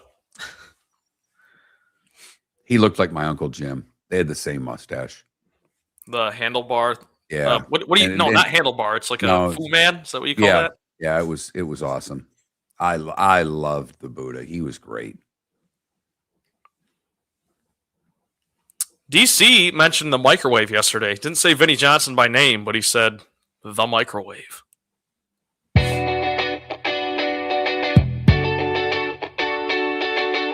You're listening to Miller and Moulton. And now, here's Mark Miller and David Moulton. David's out next week as well. Looking to have David back on the 15th. That's the plan for now. If anything changes, I'll be sure to let you know. Carolina evened up the series at 1 game apiece. Tampa Bay Rays got to get their act together after getting swept by Detroit. They're only a half game ahead of the Yankees. And the Yankees now without Aaron Judge for at least 4 to 6 weeks. At least 4 to 6 weeks. He's got a fractured rib. And the good news for the Rays and Yankees is that the Orioles are still 3 games below 500 and 7.5 back of the Yanks, 8 back of the Rays.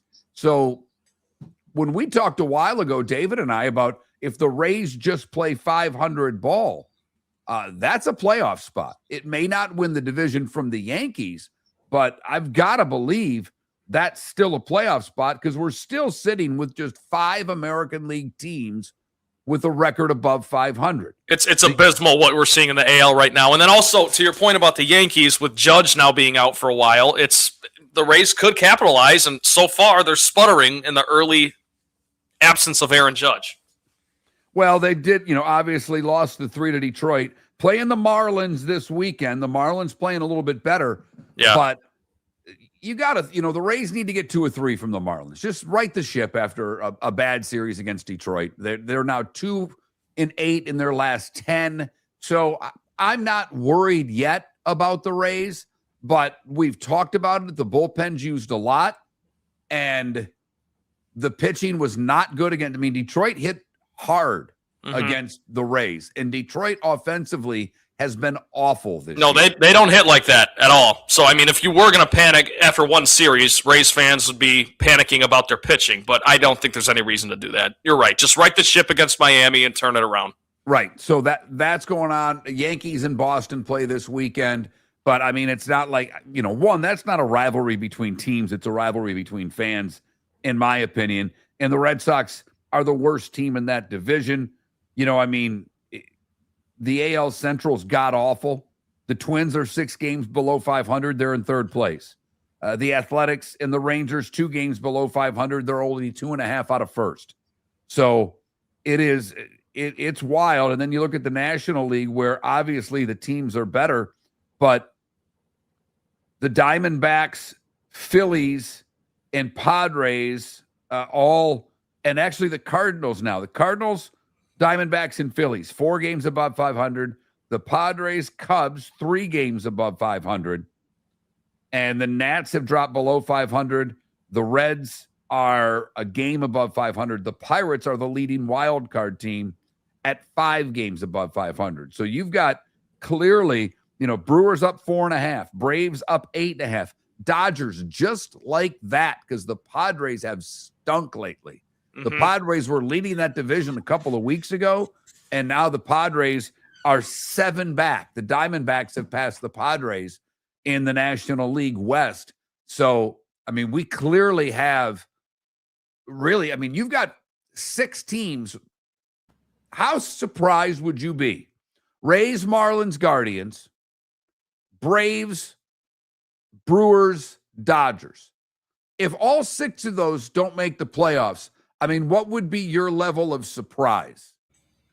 Well, it's hard to say knowing what we know now because let's face it, it's a down year in baseball. So I think if you would have told me before the season, I'd be super surprised. But now if you tell me in the beginning of June, not as much, but still surprised. Come on. I'd be shocked if all 6 of those don't all make the 6, playoffs yeah. right now.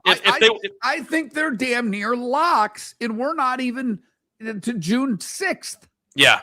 Look at the Dodgers right now. They're 17 games above 500. They're 6.5 up on the Diamondbacks. What would it take? What kind of odds would you have to get to say the Dodgers don't win that division? And in the least, don't make the playoffs? Come on. Yeah, and I'm one of those people that always takes the field in those questions where it's like all 4 1 seeds or the field. I always take the field.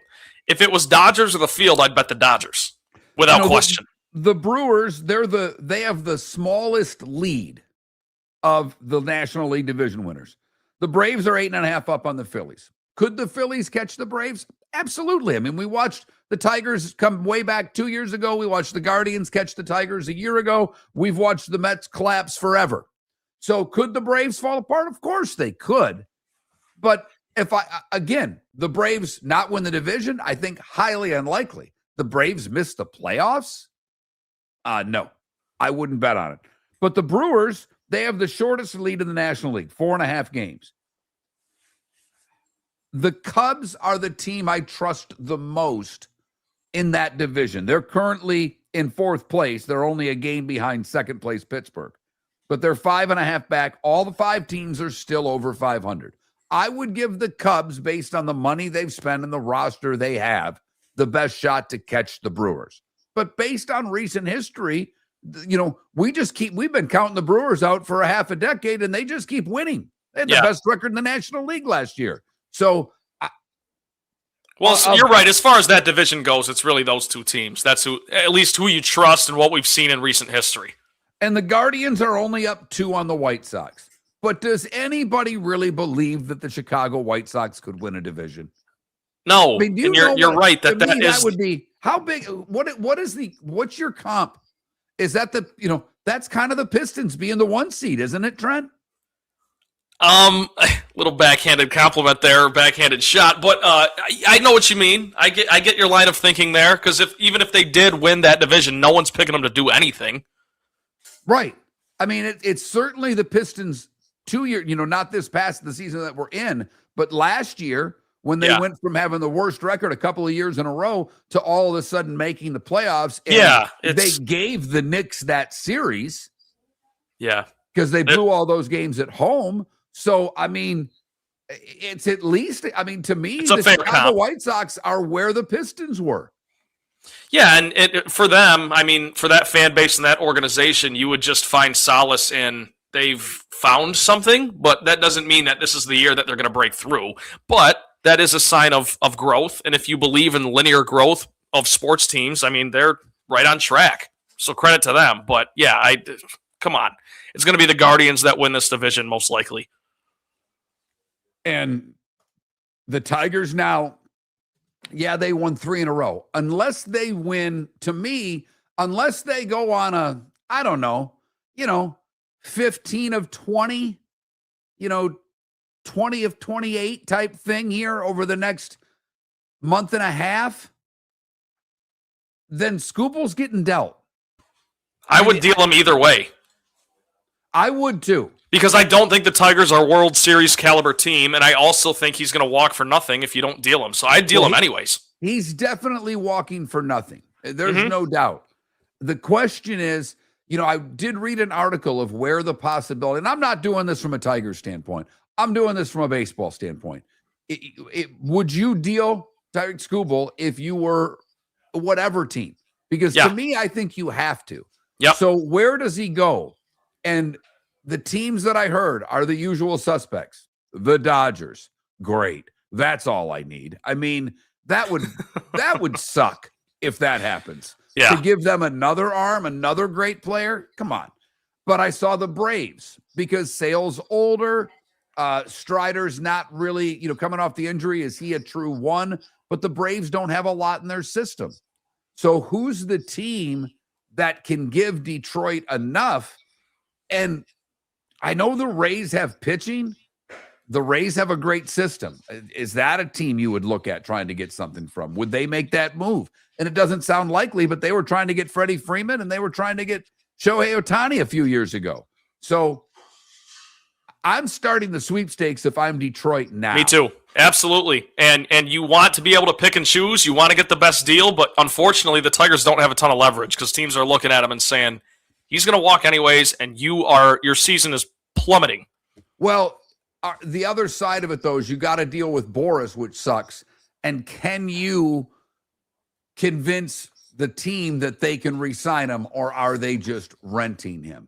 Kurt Becker to talk the Belmont at Saratoga, 1.25 miles tomorrow. We'll find out who he thinks is going to win next. Mark Miller for Sleep Treatment Direct. They are helping me with sleep apnea. And by helping me, I mean curing me. No more CPAP machine. No more snoring. No more tossing. No more waking up exhausted. Their expert team got me the right treatment, fast and hassle-free. If you want to feel energized and get rid of your snoring, call Sleep Treatment Direct today. 444-1741. That's 239-444-1741. Sleep Treatment Direct. Sleep safe and The sound. Floormeisters just doesn't sell Cortec and carpet. They also sell a lot of wood. And what better time than now to stop in and see the nice folks at Floormeisters for some new hardwood for your home. With white oak wood starting at $4.99 a square foot, that makes it affordable for everyone. With 10 colors to choose from, they have a color for everyone. So stop in, 6281 Naples Boulevard, right next to Costco, or go to the web. It's floormeisters.com.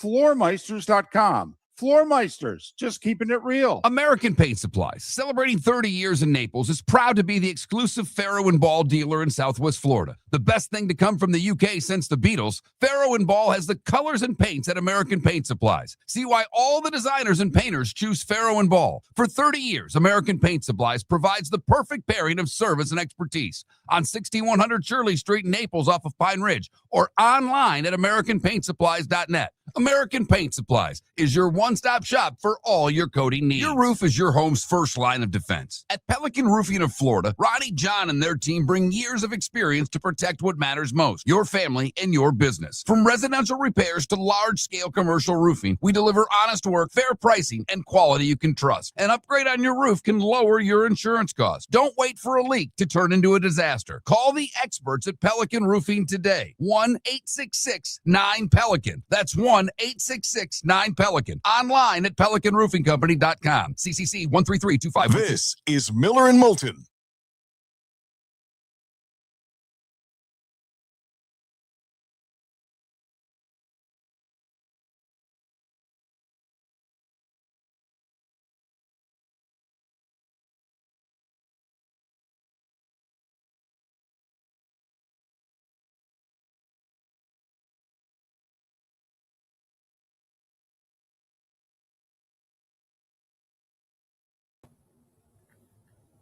Good morning, Kurt.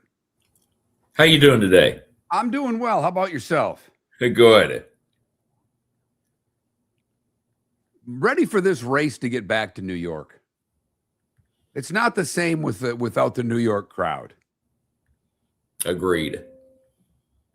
I thought, I don't know if you, obviously you can see over my left shoulder, my little homage to That's my grandparents went every year, and I've got a box full of other Derby winners, but Big Red makes the wall. I love it. I love it. As he should. Exactly. Do they still I don't even know if you know, do they still do these prints of the Derby winner every year? That's an excellent question. I'm not sure if they do or not. I'm skeptical. Right.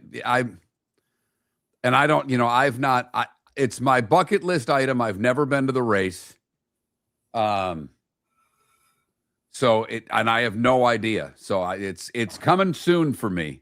It's very much, I had a little health thing myself. So I can't be around crowds. So if I can by May, it's something that is so high on my list, I'm knocking it out quickly. It's actually my number one bucket list item in sports. I'd rather go to a Derby than a Super Bowl. I love it. You will not be disappointed. It's just the snob in me. I can't do it unless I'm going to have to spend some money, because I'm going to want a good experience. I don't need to spend all the money, but I need to make sure it's a pretty damn good experience, if you know what I mean. Absolutely. Morning, Kurt. Good morning. How are you? Great. It's Friday. Amen. When is your season that you do? Are you in the midst of it right now? They race April and again in October. Okay. And of course the fall sales, I work also there. So September, October, November it's the busiest time of year there.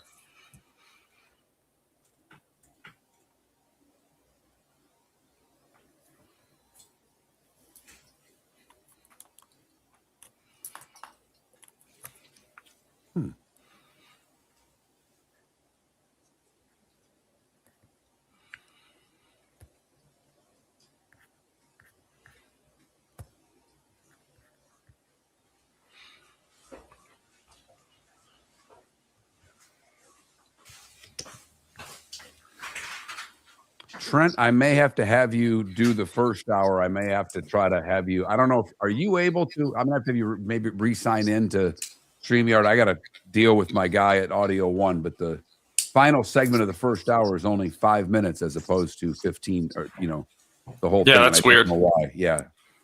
I don't know why, because I'm trying to get that up right now.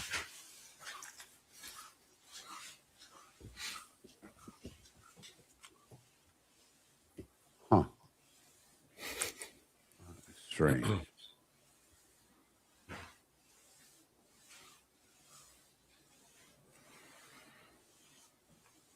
All right, we got a little less than a minute.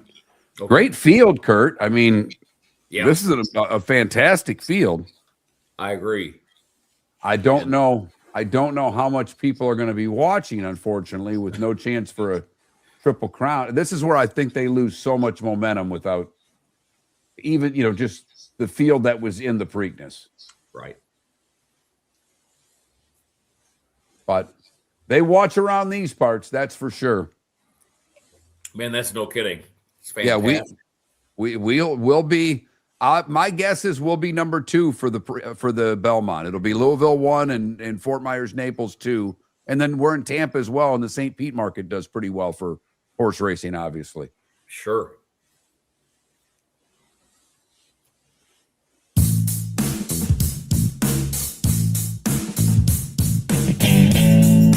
Welcome back to Miller and Moulton. Text the guys what's in your mind at 21,000. That's 21000. And now, here's David Moulton. David off today. He'll be back on the 15th. He's off next week as well. I know a lot of you have asked what's going on. I know you've sent your well wishes to David. I've definitely passed those along. But he has a family vacation planned the end of next week, so he's going to take the first 3 days off as well. And he's planning on being back the 15th. You know who's back right now? Our friend Kurt Becker. He joins us throughout the Triple Crown season. One of the best, Becker Trackside. Becker Trackside on X. He's the voice of Keeneland. and joins us again on the American Paint Supplies Hotline, your one-stop shop for all your coating needs. Kurt, Mark, and Trent, good morning. How are you? Fellas, I'm well. Good to be back with you. Excellent as always to have you. And this Belmont is shaping up to really be a good race because a lot of the big horses, in fact, most of the big horses from the Derby are there, including the Derby winner, the second place horse, some other horses that didn't fare as well. So when you look at this field, first off, they're only doing 1.25 miles. It's at Saratoga for the last time. How similar, because of the distance, will this race be to the Kentucky Derby? I think it will bear some semblance, but you've got a couple other factors that are significantly different. One is the racing surface. It seems like the racetrack at Saratoga, horses don't always react to it the way they do at Churchill Downs. I've always thought that maybe it's because Saratoga's a deeper, maybe more tiring kind of surface. And the big factor is no 20-horse field here. And I love the fact it's a 9-horse field, which means you've got a heck of a lot better shot, I think, a more legitimate chance to win this race without having to get worried about getting beat and banged around like a demolition derby. Kurt, thanks so much for joining us this morning, talking all things horse racing. Golden Tempo obviously won the Derby. That's going to be a hot name by default, right? Is there any chance that Golden Tempo can win this race? There's absolutely a chance. I don't think he will. I will be picking against him, but I will confess I have had no luck figuring out this crop of horses during this Triple Crown season. I think that Golden Tempo benefited from a tremendous ride and strategy. Essentially in the Derby, the jockey took him not only to the back, but way back last, like 10 lengths from the second last horse. I think with all the noise and the size of the crowd, the infield packed at Churchill Downs and so on, I think that was brilliant because while everybody else was right up in the front vanguard, getting beat and banged around and bouncing off the rail and bouncing off each other, I think a lot of horses just get frustrated and they just quit when they turn for home. They've had enough. They're checking out. They're tired of it. Golden Tempo, that was a great strategy. Keep him away from all of that chaos and then make one big run. Totally different circumstance at Saratoga. He won't have all that going for him, and I think he gets a piece of it, but I think he gets beat. Well, it's interesting because there's kind of two schools of thoughts there. He got a little lucky in the Derby because, one, not only was he that far back, the openings that were there, he was able to slide through them, which is unusual in the field that you talk about. So, you know, there's part of me that thinks, well, if you can get through the 20-horse field at Churchill Downs, why can't you get through 8 more in a 9-horse race at the Belmont? But I guess the other side of it is, can you get that lucky twice? And secondly, will the pace, Kurt, be faster in this Derby that may prevent a come from behind horse like Golden Tempo from being able to charge all the way back? Well, and a couple of points there. First of all, regarding the pace, it seems like every year somebody will go out winging in the Derby and run the opening half mile in 45 seconds and change, which certainly helps set up well for a closer. I'm skeptical that he will get that kind of a pace here. The second point to be made is, regrettably for Golden Tempo, everybody else has the same benefit this time around, especially if they like to come from off the pace. They won't have the traffic to deal with either. One other point, Golden Tempo went off 23-1 in the Kentucky Derby. Historically, it's rare to see a horse who might pull the upset in the Derby at those kinds of odds come back and win another leg of the Triple Crown Series. Fellas, here's the thing. I did not like Renegade heading into the Derby. Everybody was talking, he's the favorite at post time. I thought, I hate conventional wisdom. He was a bandwagon horse. Got to admit, Renegade ran a heck of a bang-up race. Same thing, came from off the pace and gets beat 6 inches or 8 inches at the wire. And Renegade's the horse that I'm picking on top. I think the rest will have done him well. And if I'm trainer Todd Pletcher, I can't wait for this race tomorrow. Kurt, as many people that like to place wagers based on what they think up here in their head, a lot of people also like to bet with their heart. So I'm going to ask you to put the Mike Tirico hat on for a second. Is there a horse going into this race that you think has a good story, an owner, a jockey? What can you throw at us? Well, there's a challenging question because, first of all, I will admit I've been preparing. I have to go to Lexington, Kentucky tomorrow early in the day, and I get the privilege of going to the Kentucky Horse Park, great place, to make a presentation on what I do for Keeneland as the track announcer. As a result, I'm going to confess I haven't probed as deeply into the storylines. I will say this. Chief Wallaby, and he's not going to be a big price. He's 3-1, second choice on the morning line. Chief Wallaby races for a family by the last name of Ball, B-A-L-L, from the Lexington, Kentucky area. They've been in the business a long time. He ran a nice race to be fourth in the Kentucky Derby. I think within the industry, the Ball family, which has never had a horse win a Triple Crown race, I think within the industry, if that horse wins, that will be a case where people say, they've paid their dues. They've invested in the game for many, many years. Good for them. So I think Chief Wallaby in that regard will be a horse a lot of people will be cheering for. Well, I was wrong in the Derby again because I had Commandment. I think you did too, Kurt. But in watching the replay of the race, what I noticed is that there was a demolition derby coming down the stretch. Commandment was going along pretty well and literally was sandwiched by two horses. And to your first point, he may have quit after that. He got hit, and it's like, all right, I'm done. So with a smaller field, with a really tough home stretch for Commandment, how much do you like him in this race? Well, I like him a lot. I would place him in my top three. A couple of things I like about him. John Velasquez picks up the mount here. Johnny V is Hall of Famer, one of the all-time greats, knows Saratoga as well as anybody. And here's the other thing about Commandment that stands out to me. If you like the pedigree angle, Sippacan Harbor, the dam of Commandment, she really ran one really big race in her life, and that was in a grade 1 as a 2-year-old at Saratoga. Sometimes affinity for a particular track gets passed on to the offspring, not all the time, but I do like the fact that, Commandment's on a racetrack that his mama really, really loved. All right, Kurt, this is more of a fun question. As someone who covers the sport for a living, you're very enthusiastic about it. What does tomorrow look like for you? What time you waking up? Are you changing your picks at any point? Are you talking to anybody special? What's going on? Well, my home's in Illinois, so later today I will drive down to Lexington. The presentation at the Kentucky Horse Park is at 12:30 Eastern. They tell me it'll wrap up around 1:30. So the first thing is I will have to miss some of those early undercard races from Saratoga, and they look pretty darn good. So I will actually, more than likely, I'm going to be in the car driving back to Illinois. It's about a 5 or 6 hour journey back to my home from the Lexington area. So I'm just going to hope and pray. I love radio. I love sports on radio. I don't know. I'm assuming that there will be a simulcast of the telecast on radio. I hope to spin my dial and find that on the way home.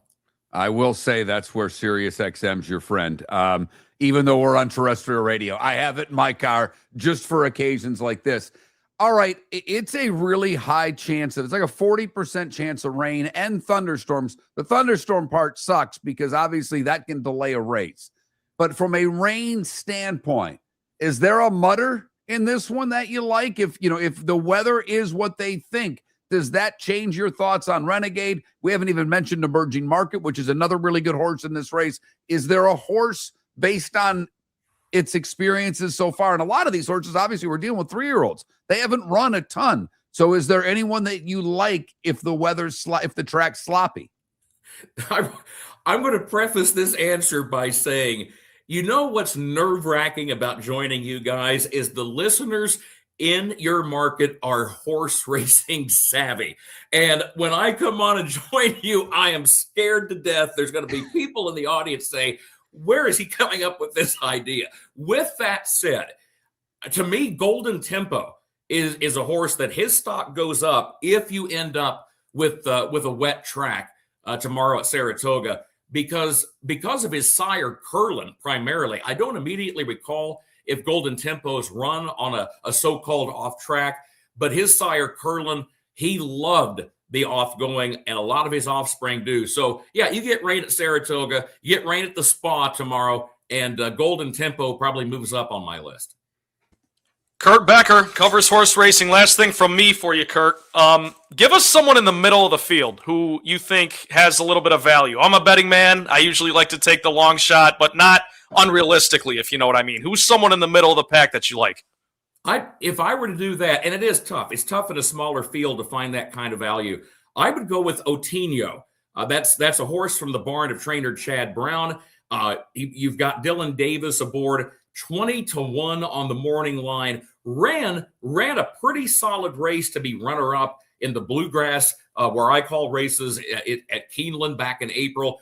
So if I'm looking for value, Chad's a good trainer. I'm going to go with Otino. All right. One big picture horse racing question to finish things up. One, they're supposed to be back in New York next year. So that's a good thing. I don't know. Will the Preakness be back at Pimlico by next year? We certainly hope so, but based on how long it took them to finish, because the Belmont was supposed to be in New York this year. So I'm not going to hold my breath on Pimlico being ready for late May next year. Is there any, we've talked a lot. There seems to be a swell of people who are now at least considering, because Kurt, for the longest time, you were like, no, we run the Derby. 2 weeks later, we run the Preakness. 3 weeks later, we run the Belmont, and damn it, we're not changing.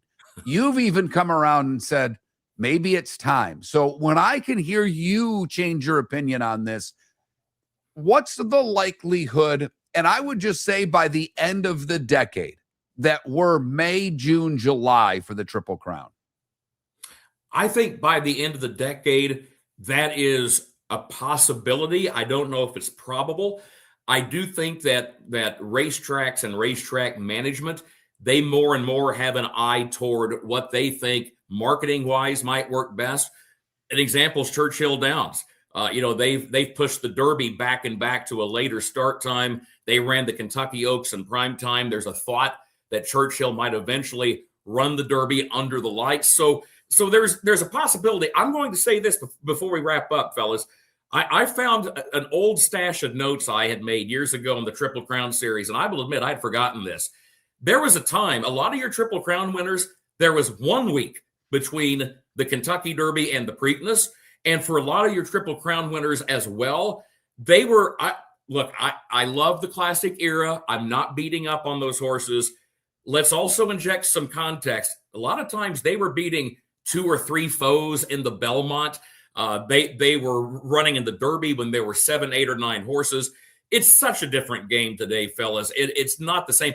There were only 100 horses nominated to the Derby annually back in that golden era in the 30s and 40s. Today, you've got several hundred that are nominated for the whole Triple Crown. So, I keep going back and forth. I'm not opposed to change, but I will admit, for those that are saying it's time, when I look at those aspects, it's tough balancing tradition with modern day reality. No doubt. He's Kurt Becker, the voice of Keeneland. Follow him on X at Becker Trackside. He is going with Renegade to win the Belmont. And it's a 2-1 pick right now. So bet wisely. Put a few things underneath it. If you're going to, whatever horse you're going to take, there's only 9 in this thing. Betting a winner's not going to make you money. You got to figure out a way to maybe hit a trifecta and box a few horses if you want to make some cash. Kurt, we love talking to you during the Triple Crown season. Thanks so much for all your time. Enjoy your presentation tomorrow, and we look forward to talking to you soon. Mark, Trent, again, thanks for all that you all do to cover racing. We love it, and we always will. Miller and Moulton, JP Peterson will join us next hour as we talk about the Tampa Bay Rays. And is their stadium going to be put on hold because the Bucks have raised their hand and said, where's our money? So we'll talk to JP about that next hour. We'll recap Stanley Cup Game 2, a word from John Tortorella about why he challenged the goal and what that meant to the outcome of the game. Plus, more on Game 2 in the NBA Finals ahead. It's Miller and Moulton. Trent Bally sitting in for David. Miller and Moulton. MillerandMoulton.com. Go! This summer, there's only one place to experience the roar of the World Cup at the British Open Pub in Bonita Springs, your World Cup headquarters, where the team is bringing every match live, full sound on every TV across the patio, with daily food and drink specials from the opening match on June 11th through the final on July 19th. Catch the electric atmosphere for every England and USA match and all the matches in between at the British Open Pub, Bonita Springs, at the shops of Pelican Landing, where the World Cup comes alive. Your roof is your home's first line of defense. At Pelican Roofing of Florida, Ronnie, John, and their team bring years of experience to protect what matters most, your family and your business. From residential repairs to large-scale commercial roofing, we deliver honest work, fair pricing, and quality you can trust. An upgrade on your roof can lower your insurance costs. Don't wait for a leak to turn into a disaster. Call the experts at Pelican Roofing today. 1-866-9-PELICAN. That's 1-866-9-PELICAN. Online at pelicanroofingcompany.com. CCC 1332512. Cape Coral Police Department is growing, and they want you to be a part of it. They're hiring new officers. Starting pay is between $74,000 and $90,000, depending on your experience. And with a $10,000 hiring bonus, you could be making $100,000. Enjoy paid holidays, off-duty details, plenty of OT opportunities. They're also hiring dispatchers and professional staff.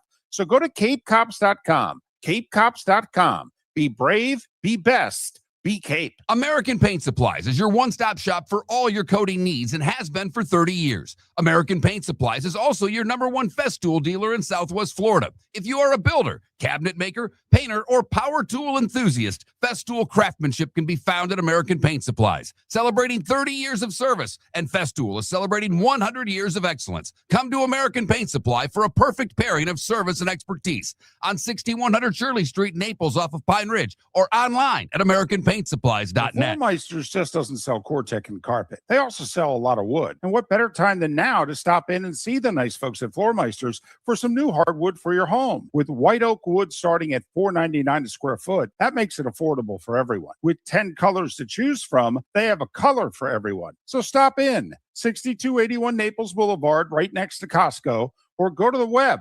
It's floormeisters.com. Floormeisters.com. Floormeisters, just keeping it real. Mark Miller for Sleep Treatment Direct. They are helping me with sleep apnea. And by helping me, I mean curing me. No more CPAP machine. No more snoring. No more tossing. No more waking up exhausted. Their expert team got me the right treatment, fast and hassle-free. If you want to feel energized and get rid of your snoring, call Sleep Treatment Direct today. 444-1741. That's 239-444-1741. Sleep Treatment Direct. Sleep safe and sound. This is Miller and Moulton.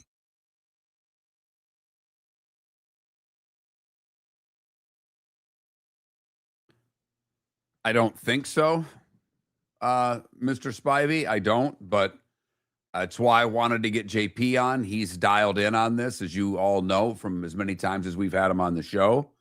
So I do want to, I'm figuring he's talked to a few folks.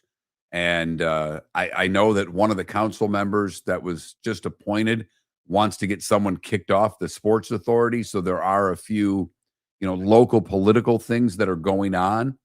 So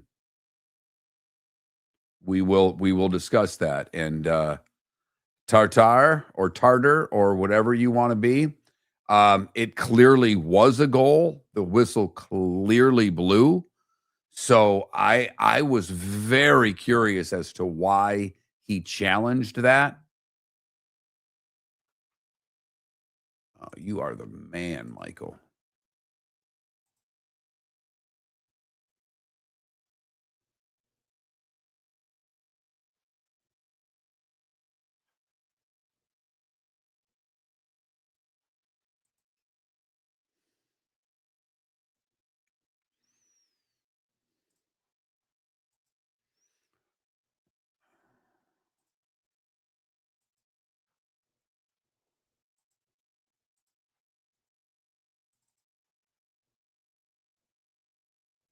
There we go.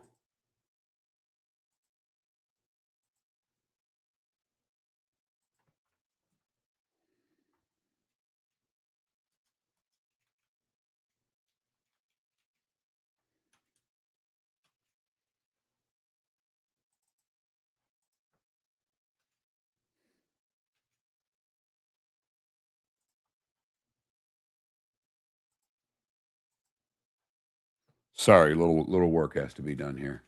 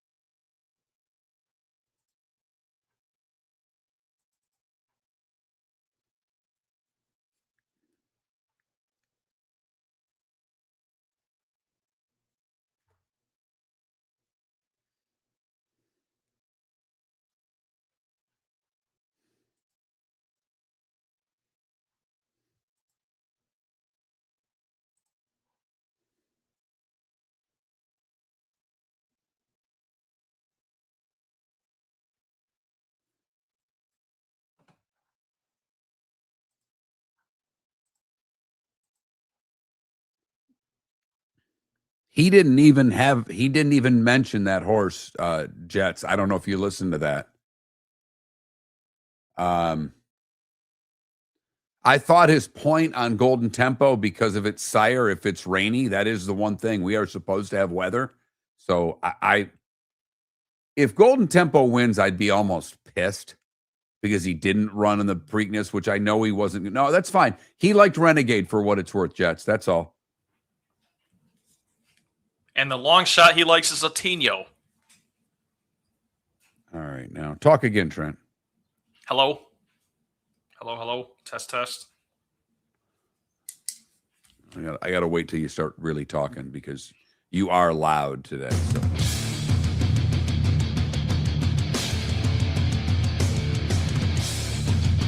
You're listening to Miller and Moulton, coming at you from the Floor Meister Studios. Floor Meisters, keeping it real. And now, here's Mark Miller and David Moulton. Miller and Moulton, third hour, final hour. Port Charlotte, Venice, Lake City, and Fort Myers, Naples. We're just halfway home in Tampa and Jacksonville. Thanks so much for joining us. Miller and Moulton, millerandmoulton.com. I did get a poll question, and I never put it up on the page, so I finally did. There it is. Today is National Donut Day. Glazed is the all-time champ. Undefeated, unscored upon, untied. Well, I don't know about that, but it's certainly the all-time champ. We've done this before. So I'm looking for number 2. Jelly, powdered, Boston cream, or the kid's choice. And in that case, I mean Trent, frosted with sprinkles. He and my daughter would vote for that. It's up on both of our X pages. I think Trent reposted it. If he didn't, that's on him. And now as I see him grabbing his phone, I know for a fact he didn't. Miller, at Miller and Moulton, or at Miller_Moulton on X. That Mark Miller, and soon to be, what are you now? VP of all time? What's your Twitter handle? It's just Trent Bally. Okay, at Trent Exactly Bally. how you see it. All right, there you go. Trent Bally, Balley, for those that don't know how to spell. And I was really just helping myself there. All right, so last night, Carolina evens the series. Late in the game, after Carolina had taken the 2-0 deficit and tied the game, they give up a goal on a terrific play, but the whistle had clearly blown. And John Tortorella used his challenge. It was determined that goaltender interference was part of the play. So he challenged that, thought it was a goal. Not only was it not ruled a goal, but because of the challenge, Vegas was issued a penalty. Carolina would score on the power play. They would then, Vegas tied the game. Carolina got a power play in overtime. They scored on their final 2 power plays. Carolina on the power play these playoffs has been bad. So I wonder just how much those 2 power play goals mean long-term for Carolina, because it was Jarvis who scored. Aho was on the ice. That's the top line for Carolina. That line's been lousy. They've not really held up their end of the bargain.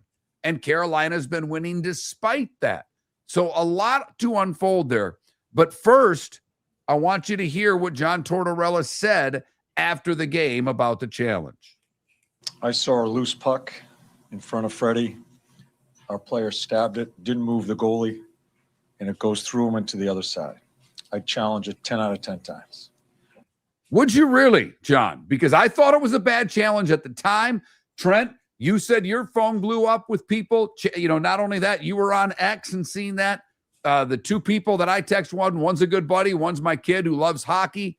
We were questioning the challenge as well. So I didn't like the challenge. I didn't like it at the time. I didn't like because it was going to give Carolina power play. And yes, you didn't have your lead, but to give up a power play with 6 minutes left in the game didn't seem like a wise move to me. And I thought he was on thin ice with the challenge because I thought the whistle clearly blew. And I know that if the whistle blows and the puck's free, they can now call it a goal. But it was really close. And then they call goaltender interference. So Tortorella's going to have to defend that. He got lucky, in my opinion, because they get a power play on an interference call. Why Carolina was arguing that interference call was beyond me. Man stuck his ass out and caused the interference. I mean, it was pretty obvious to me. If he stays still and doesn't stick his butt out, I don't know if I think they've got an argument. I still think they're going to call the interference because the challenge penalty had happened and hockey's that way. But they don't pull their goalie early. They end up pulling the goalie with about 20 seconds left on the power play and get the goal after the man advantage had expired. So good on Vegas to get that. But it goes to overtime. Seth Jarvis power play goal. Carolina wins even the series. More pressure, less pressure, no pressure on Tortorella because of the challenge. More. Has to be more. But does he care? No. I mean, this is what you deal with when you have a coach that's stuck in his ways. And I always love to draw comparisons to my own teams. This has been the criticism with Tom Izzo for the last 10 years, is that he will say the same type of thing at the podium. I challenge it 10 out of 10 times when you're clearly wrong. And it clearly was a big reason you lost the game. But he doesn't care. There is much more pressure on him. But, hey, he's been here before, and that's a big reason the Knights are even in this position. Maybe the biggest reason. So 1-1 series, and now it shifts back to Vegas. I will say, for the Miller and Moulton show, the West Coast team winning doesn't help. It will not be as easy to get hockey guests next week. That's all I'm telling you. And I know, I'm listening to NHL radio last night on the way. I had an early dinner. I mean, it was a true Southwest Floridian dinner. We met and it was my wife's best friend. Her mom lives close by. So we met at a halfway point. They're about an hour away from us. So we met halfway and they're leaving to drive back to Jersey this morning. So she wanted to have an early dinner because they were getting up at 5 a.m. And for me, it's when I get up anyhow, but whatever. So it would have been early birds if they had one, but we were there for happy hour. I mean, the drinks were cheap. The appetizers were cheap. And my wife on the way home says, "Oh my God, I can't believe it's only 6:05. I'm like, we met them for dinner at 4. I'm 180 years old today. I was gonna guess 4:30. So I was even being generous there. 4. We met them at 4 for dinner. I have, after 3 months in Tampa, living among the good-looking young people, I am right back home. I mean, you are. I won the race to the early birds last night. I felt like Seinfeld's parents, for crying out loud. But a nice time. But anyhow, listening to NHL radio before the game and John Forsland doing the game on radio, and I'm like, probably should have called John for tomorrow because he's going to be in Vegas. And it's going to be difficult next week to get our NHL guests. Hopefully we'll get some out of Toronto that aren't traveling. I've already worked with a couple of NHL radio people and reached out. So we'll see what happens next week. But games 3 and 4, and this is where the extra days off, they don't want to play on weekends. And for whatever reason. But the hockey, obviously, they're going to play Saturday, and then they don't play until Tuesday. So later in the week, they're back in Carolina. We know there's a game 5. That'll be Thursday in Raleigh. The NBA, same thing. They play tonight, don't play again till Monday and Wednesday when the series will shift to New York. So a big game tonight for San Antonio. Carolina able to get the win and even the series after losing game 1 at home, ending Vegas's winning streak in the playoffs. They had been on a roll, hadn't lost since early in the Anaheim series. The Knicks haven't lost since they played the Hawks. They were down 2-1 in that series. They won 3 straight against the Hawks. Then they sweep Cleveland. Now they win game 1. 8 in a row for the Knicks, trying to make it 9 tonight. Hey, that's a Bob Seger song, by the way. And I didn't, and Trent, really quickly, I have to compliment you yesterday. You went to a CCR quote during one of your questions yesterday to a guest, and I feel badly that I didn't give you proper credit that you went to a song that's as old as me in a question that you asked yesterday. So I was rather impressed with that. Well, I appreciate, better late than never, but it's all good. We like to try to be witty when we can, and we work within the means of our knowledge. And I don't know, I think I'm a fairly knowledgeable guy when it comes to music for my age.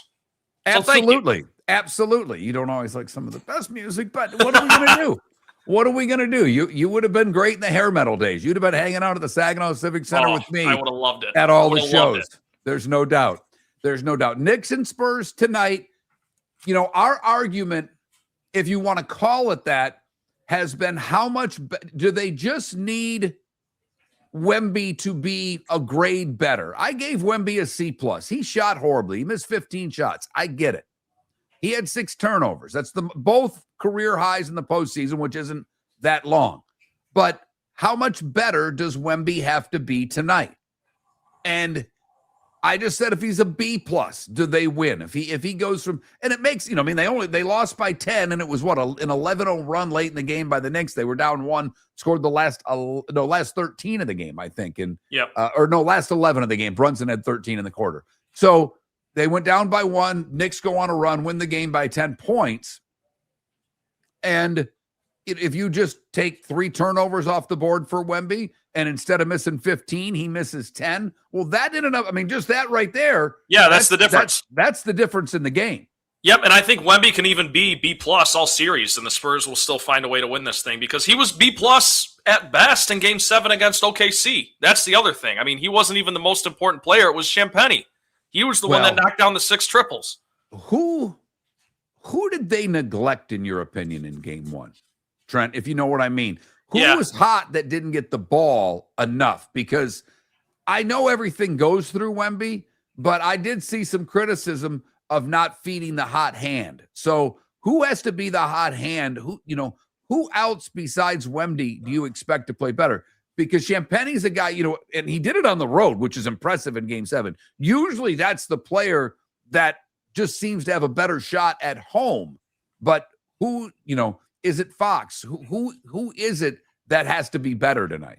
Fox is the obvious answer, but I wouldn't say he was neglected. He just is kind of hobbled right now with that ankle. He's really, if you've watched De'Aaron Fox in his prime before, he is an explosive player. He lives at the basket. He can hit the 3, but he gets a lot of his points by just driving past guys. He can't really do that right now. Who was neglected? I would say Dylan Harper, and I think it's just because he's so young. He needs more minutes. That kid knows what it takes to win. His dad, he grew up around this league. He's not your typical rookie, if you know what I mean. I think he needs some more minutes from Mitch Johnson and the Spurs. So they will, again, try to run a lot of different players at Brunson. I don't know if it worked for 3 quarters. It was effective for 3 quarters. But do you change your defensive strategy so maybe you have the freshest legs for Fox in the 4th to defend Brunson, or Castle? That's another thing. I think you look at Mick Johnson and what are they going to do from a defensive standpoint differently to try to slow down Brunson, because his 4th quarter production every game seems to be off the charts. And if you're going to beat the Knicks, You got to figure out a way how to slow down their premier score when it comes to closeout time. No one's been able to do it yet. Your roof is your home's first line of defense. At Pelican Roofing of Florida, Ronnie, John, and their team bring years of experience to protect what matters most, your family and your business. From residential repairs to large-scale commercial roofing, we deliver honest work, fair pricing, and quality you can trust. An upgrade on your roof can lower your insurance costs. Don't wait for a leak to turn into a disaster. Call the experts at Pelican Roofing today. 1-866-9-PELICAN. That's 1-866-9-PELICAN. Online at pelicanroofingcompany.com. CCC 1332512. Floor Meisters just doesn't sell Cortec and carpet. They also sell a lot of wood. And what better time than now to stop in and see the nice folks at Floor Meisters for some new hardwood for your home. With white oak wood starting at $4.99 a square foot, that makes it affordable for everyone. With 10 colors to choose from, they have a color for everyone. So stop in. 6281 Naples Boulevard, right next to Costco, or go to the web. It's floormeisters.com. Floormeisters.com. Floor Meisters, just keeping it real. American Paint Supplies, for nearly 30 years, is your one-stop shop for all your coating needs. If you are a designer, a contractor, a professional painter, or a weekend warrior, American Paint Supplies is the place where experts go to get expert solutions. At 6100 Shirley Street in Naples off of Pine Ridge, American Paint Supplies delivers the best solutions with the best products with the best support. Meet Gene and his team today at American Paint Supplies. Call 239-566-2700. That's 566-2700 or online at AmericanPaintSupplies.net. Mark Miller for Sleep Treatment Direct. They are helping me with sleep apnea. And by helping me, I mean curing me. No more CPAP machine. No more snoring. No more tossing. No more waking up exhausted. Their expert team got me the right treatment, fast and hassle-free. If you want to feel energized and get rid of your snoring, call Sleep Treatment Direct today. 444-1741. That's 239-444-1741. Sleep Treatment Direct. Sleep safe and This sound. is Miller and Moulton.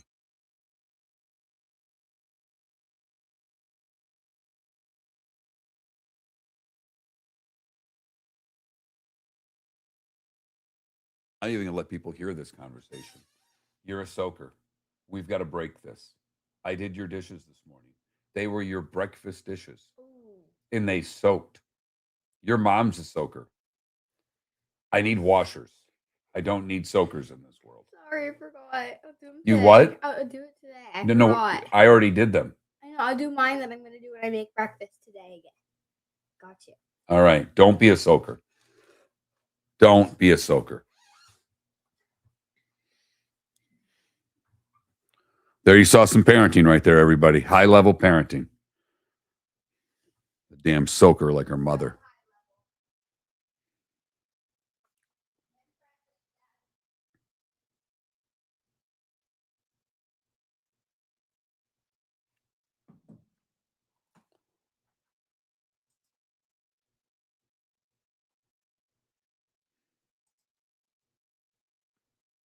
Man, I wish I could. You can't. Whoa, whoa, whoa, whoa, whoa, whoa. What did I just do?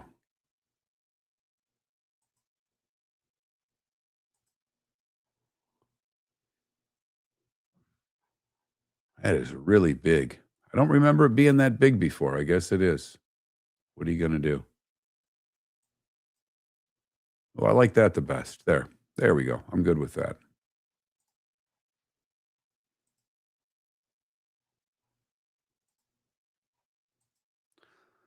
Soakers are the worst. I'm just telling you, Tim. Bill Burr's bit on that is so good. So good.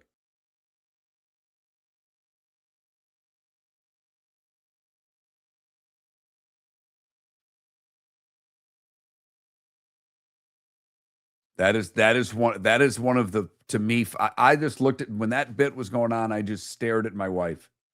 And she has no remorse. She makes way more money than me. She works way harder than I do.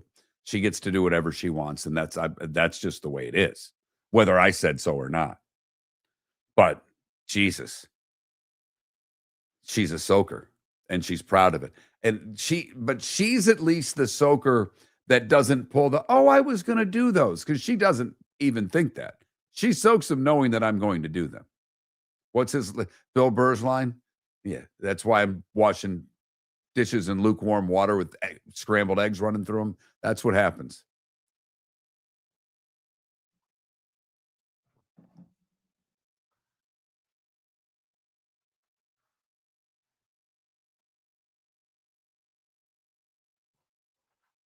Don't worry, he got hour one right, Trent. Sounds good. I was going to ask you if, because I still have my login and everything, so we're good for hour 4. Yep. But yeah, okay, hour 1's good now. He's great. He's great. Okay, cool. I've got my little system down where I do it really quickly now. I will say, if you want, I'll share it with you. I start at the bottom with 202 or 402, if you will. Cut, not the commercials, cut it back to 1550. Cut that or copy that, open 201, highlight the last 2 minutes, paste it. So then I've got that whole file, copy that to, I literally in a 2-minute commercial break, I can edit and put it up. Yeah, that's impressive. Well, I don't have to listen anymore. I can look at it and I can tell right where the commercials start. Yeah, that's the nice thing. I can do that as well, but it still probably takes me about 5 minutes if I'm racing. But and then I have it typed up and I can't do it for hour 4. I already have hour 2 all typed. Yeah, the summary all ready to go, just waiting for, and it already it's by this break they'll be done because the first one's already uploaded. The other 2 weren't. Frosted with sprinkles. We're in dead last, but 8%. That means we have more than just me who voted for it. There you go.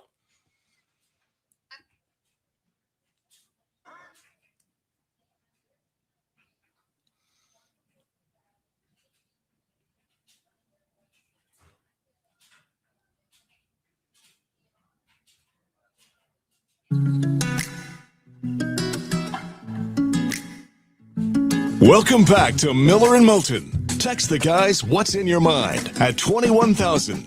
That's 21000. And now, here's David Moulton. David's off today. In fact, David's off all next week. The plan is he'll be back on the 15th. So until then, it's going to be Miller and Trent Bally. I guess not every day because he can't work. He's a vice president now. He's got to take Tuesdays off. I am never, ever going to live that down. Live it down is not even the phrase. I'm just never going to not get crap for that. Well, you need Tuesdays. It's a big day for you. You're very busy. You've got to go out to dinner. You have to go out to dinner with people. Mm-hmm. You know how it is. Right. Steak dinners. By the way, when you're out on a business dinner, since you've really not done this, ever. How many business dinners where you're you're not being interviewed for a job? This isn't your future boss that says, let's go to dinner to get to know you a little bit. This is your part of the organization, or it's hockey season organization. You're part of the organization. You're out. I'm guessing it's your boss with you. And maybe how many people were at the dinner? There were 4. So 3 employees and the client, if you will. That it was actually 2 and 2. It was 2 and 2. All right, so 2 and 2. So you're the wingman for the boss. Yep. And you have 2 others. Nice place? Yes. Or just so above your pay grade place? Absolutely. Nice Italian place in downtown Detroit, yes. So you wouldn't be at this place if it weren't for the boss, right? Absolutely not. Absolutely not. But I'm glad I know about the place now, and I've had the food, and I know how good it is. So if I have something in my back pocket, I know where to go. All right. Were you intimidated to order? Because did you? Oh, yeah. Did they go to you first? Because I'm guessing you're the youngest one there. So did the waiter go to you first to order? He actually didn't. He started with the client because one of the clients is a former. He's been on your show before, Lomas Brown. So he started with Lomas Brown, worked around clockwise. I happened to be last, which I was very grateful for. Okay, so that's big because the drink order's already happened and you know what everybody's happened. So you can order your beer or whatever it is, soda. You can follow the lead of everyone else. That yes. Actually, when you're that to me when I did dinners was always the most difficult thing, because if they go to you first, You set and the tone. I've always been a drinker. I'm not right now because I can't. So, and for the most part, I'm a beer drinker. But I remember when I moved down here and helped start the Everblades, the minor league franchise, which is playing for another championship. I think they're 4th in 5 years, which is pretty damn impressive. But they don't play by the rules. But they never did. And we still didn't get to the finals all the time. So credit to what they're doing now. So I remember going out to a dinner pretty early on with what ended up being a long-time big sponsor. And I set up the meeting. The client chose the restaurant. And I'm trying to remember if I ordered first, because I ordered a beer. Now, my boss was a martini guy. So if he was out to dinner, he'd even say, I'm going to get a clear drink. Yeah, okay. So I knew it was okay. But I was not much older than you. I think I was 28 when I started down here. Okay. So I was still pretty young and pretty green.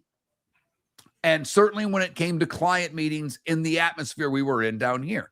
So did you order an alcoholic beverage?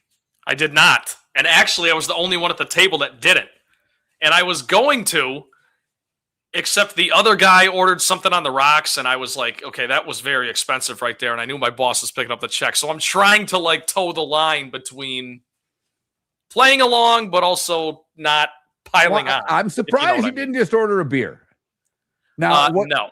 What's fun when you're the only beer drinker and at a nice place is, one, at some nice places in Michigan's different. They probably got a million different, swag beers, if you will, the Miller Lights, the Budweisers of the world. But one, are you going with the pour it in the glass for me, or are you just drinking it out of the bottle? And I don't care. Doesn't matter what place I'm at. If I'm ordering a beer, I'm drinking it out of the bottle. All right. So you went non-alcoholic beverage. Then, since you were last, did appetizers get ordered? And did you order one? And how nervous were you about going with a, whatever type of place you were? If you liked one of the more expensive items on the menu, were you intimidated to order it? I was extremely intimidated because I also didn't know how to pronounce half of the menu. So that was that. But then I will say this, Lomas ordered a bunch of appetizers and he wanted everyone to try everything. So, because this is one of his places. So you're off the hook there. So I was off the hook there. I had it pretty easy, Mark. I'm not going to lie.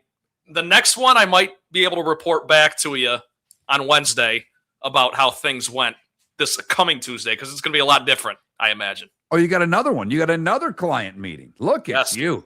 Vice President Trent. All right. I would try, if I knew where you were going or if I knew your boss, I would do two things. I would say, make sure he orders first. Put me on the spot. I would put all the pressure on you. Yeah. I think I'd do okay. Trent, what are you thinking about appetizers for the table? I mean, if I were your boss, I would try to see how you handled me making you a little uncomfortable. But I love what you're doing. I'm happy. I'm happy for you. I'm just giving you a hard time. But I do remember, and I think all of us, if we ever worked in a situation where we went out with clients or we went out with our boss, that first client meeting when you're with the boss ordering, and I'm old now, I don't care, but it's intimidating. And it's the opposite of when I worked for hockey teams, and as the broadcaster, I didn't really care, but every once in a while, the GM might come on the trip, or the owner might come on the trip, or regardless, he's on the trip and he takes the team out for dinner. Well, hockey players were, particularly minor league players, they were like, go for broke. If we got a free dinner on the road, every single guy ordered an appetizer and every single guy ordered one of the more expensive things on the menu. They didn't care. Play it for all it's worth, baby. Oh, absolutely. Yeah. I mean, at that time, we're getting like $25 per diem a day on the road. Even then, you couldn't eat. If you tried to have a good meal, that was 2 days per diem, and you're stuck at a fast food restaurant the rest of the trip, or you're coming off your own hip. So, I do remember those, but, I've worked at the AAA level and then a lot of time at the AA level.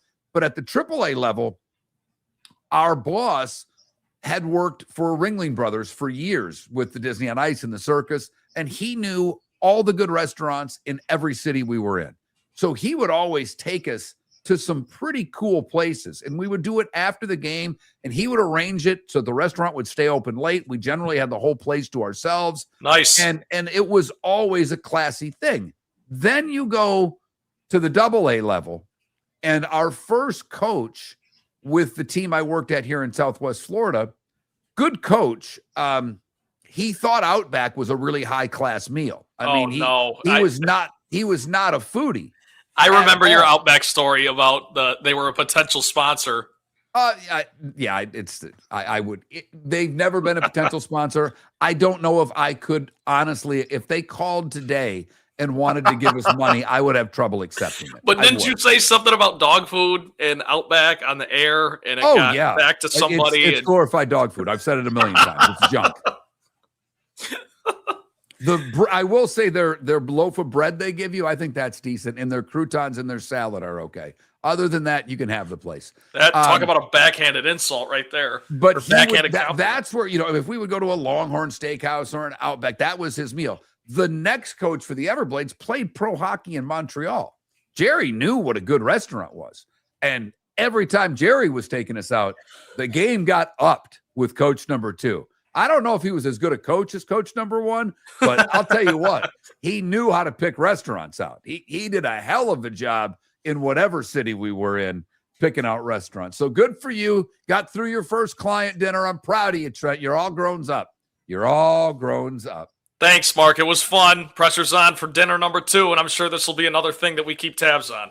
Pressure's on tonight for San Antonio. They're trying to even the series at 1 game apiece. Pressure was on last night for Carolina, and the crowd was quiet for most of that game, but boy, oh boy, was the joint jumping late. We'll talk some Tampa sports. JP Peterson to find out what's going on with the Rays Stadium. That's next. Miller and Moulton, millerandmoulton.com. The Floor Meisters just doesn't sell Cortec and carpet. They also sell a lot of wood. And what better time than now to stop in and see the nice folks at Floor Meisters for some new hardwood for your home. With white oak wood starting at $4.99 a square foot, that makes it affordable for everyone. With 10 colors to choose from, they have a color for everyone. So stop in, 6281 Naples Boulevard, right next to Costco, or go to the web.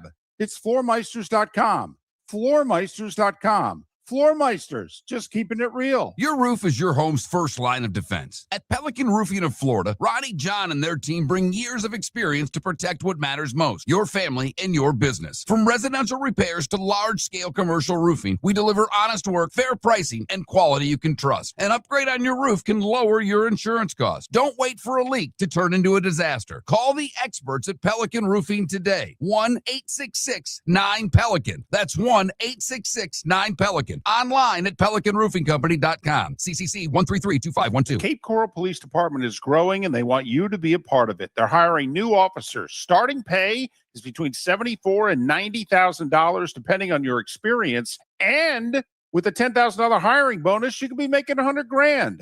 Enjoy paid holidays, off-duty details, plenty of OT opportunities. They're also hiring dispatchers and professional staff. So go to capecops.com. capecops.com. Be brave, be best, be Cape. American Paint Supplies, for nearly 30 years, is your one-stop shop for all your coating needs. If you are a designer, a contractor, a professional painter, or a weekend warrior, American Paint Supplies is the place where experts go to get expert solutions. At 6100 Shirley Street in Naples off of Pine Ridge, American Paint Supplies delivers the best solutions with the best products with the best support. Meet Gene and his team today at American Paint Supplies. Call 239-566-2700. That's 566-2700 or online at AmericanPaintSupplies.net. This is Miller and Moulton.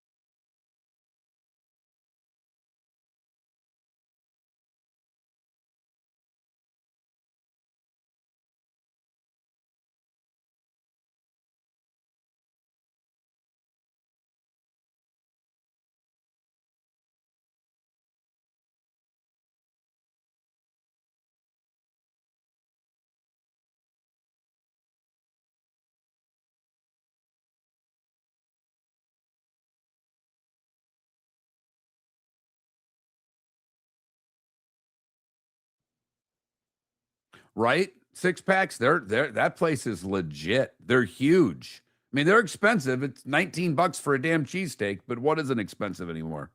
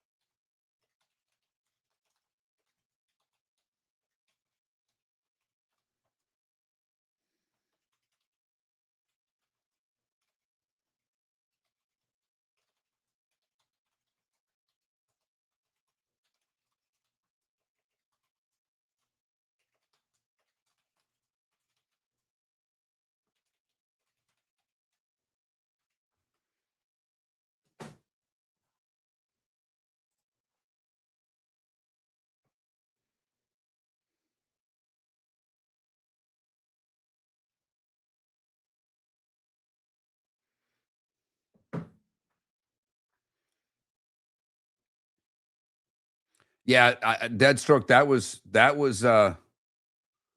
was it for me too. That place, whatever they season their steaks with, as long as I got the prime rib, I was okay. The prime rib didn't kill me. That was the only thing I could get there. Because whatever they season or do their meats with, phew.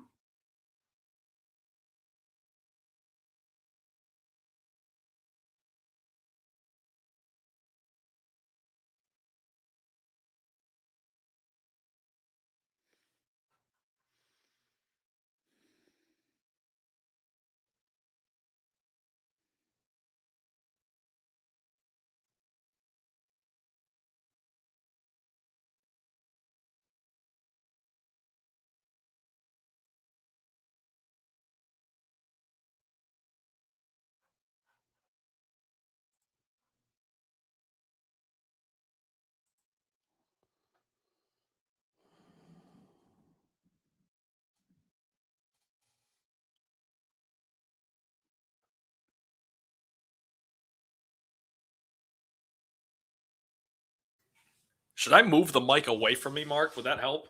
I turned you down, so. Oh, okay. Morning, JP. Good morning, boys. How we doing? Doing well. How about yourself? Outstanding. Getting ready to head to Miami to go on a little cruise. Good for you. Good for you. To the Bahamas. Yeah. Little 3-dayer or a little longer than that? Nah, a little 3-dayer. Good for you. That's all we have time for with all these shenanigans going on. I hear you. All right, here we go. You're listening to Miller and Moulton. And now, here's Mark Miller and David Moulton. Miller and Moulton. David's off today. In fact, he'll be off all next week, back on the 15th. That's the plan. Trent Valley sitting in this morning, and he'll be with us most of next week as well. We are joined on the American Paint Supplies hotline by one JP Peterson, the JP Peterson Show, live every day at 10 a.m. Got to give it up to JP. He's going on vacation and still giving us a little time. JP, how's it going, my man? Oh, it's a good day, man. Getting ready to go on a little bit of a cruise to the Bahamas. Much needed. Get away from all these crazy city council people. Man, it's bananas here in Tampa. Bananas. It is. So help us out, JP, because now, and we called this, we knew it was going to happen. You Yeah. know, the Rays are asking for money. They get the memorandum of understanding. Both the city and county pass it, and then like clockwork, the Tampa Bay Buccaneers say we need $1 billion. And the Yeah. Sports Authority Council, at least one member of it, said we should give the Bucks money before we give the Rays money. What the hell's going on now? Well, this is what we predicted a couple months ago. This is the dirty political side of all this. And what we have now is we have a bunch of TSA members, or not a bunch, just a couple. Andy Scaglione in particular, who I know and is a friend of mine, and we've debated this actually at the Rays game one night. He's a local developer who has land in Ybor City that wanted this Rays stadium in Ybor City. He wanted to be part of this this Rays ownership group, and he wasn't invited. He's a big Bucks fan, and now he's been trying to tank the deal. And for whatever reason, he doesn't get the whole he's a developer. And we even talked about this. He's like, well, I'm a developer. How come I don't get public money? I said, because you don't have a $2 billion asset in the Rays that's going to bring 10 million people to the area. That's why. And he doesn't seem to get that. So, and I think one of the board members wanted to have him thrown off. I think it was. It's all a bunch of shenanigans going on right now. It's a bunch of political stuff. In the city council, you've got two of the guys that are Lynn Hertek and Bill Carlson, who are running for mayor. They're trying to differentiate themselves from the leader, Bob Buckhorn, who wants a fair deal here and likes this deal, as the mayor Castor does. The city council hates the mayor's office, hates the mayor's office. They're pissed off that they're not involved in the actual negotiations, even though they get to vote on everything and they're briefed on everything. So it's just a lot of political people being butthurt and making a lot of noise. So the Bucks thing, look, we've said this for a long time. They've set aside $500 million for the Bucks. They're looking for $1 billion. Their first ask was 2/3, 1/3, because that's what the Lightning got. And it's just not going to happen. They're two totally different deals. They can ask for whatever they want. It doesn't mean they're going to get it.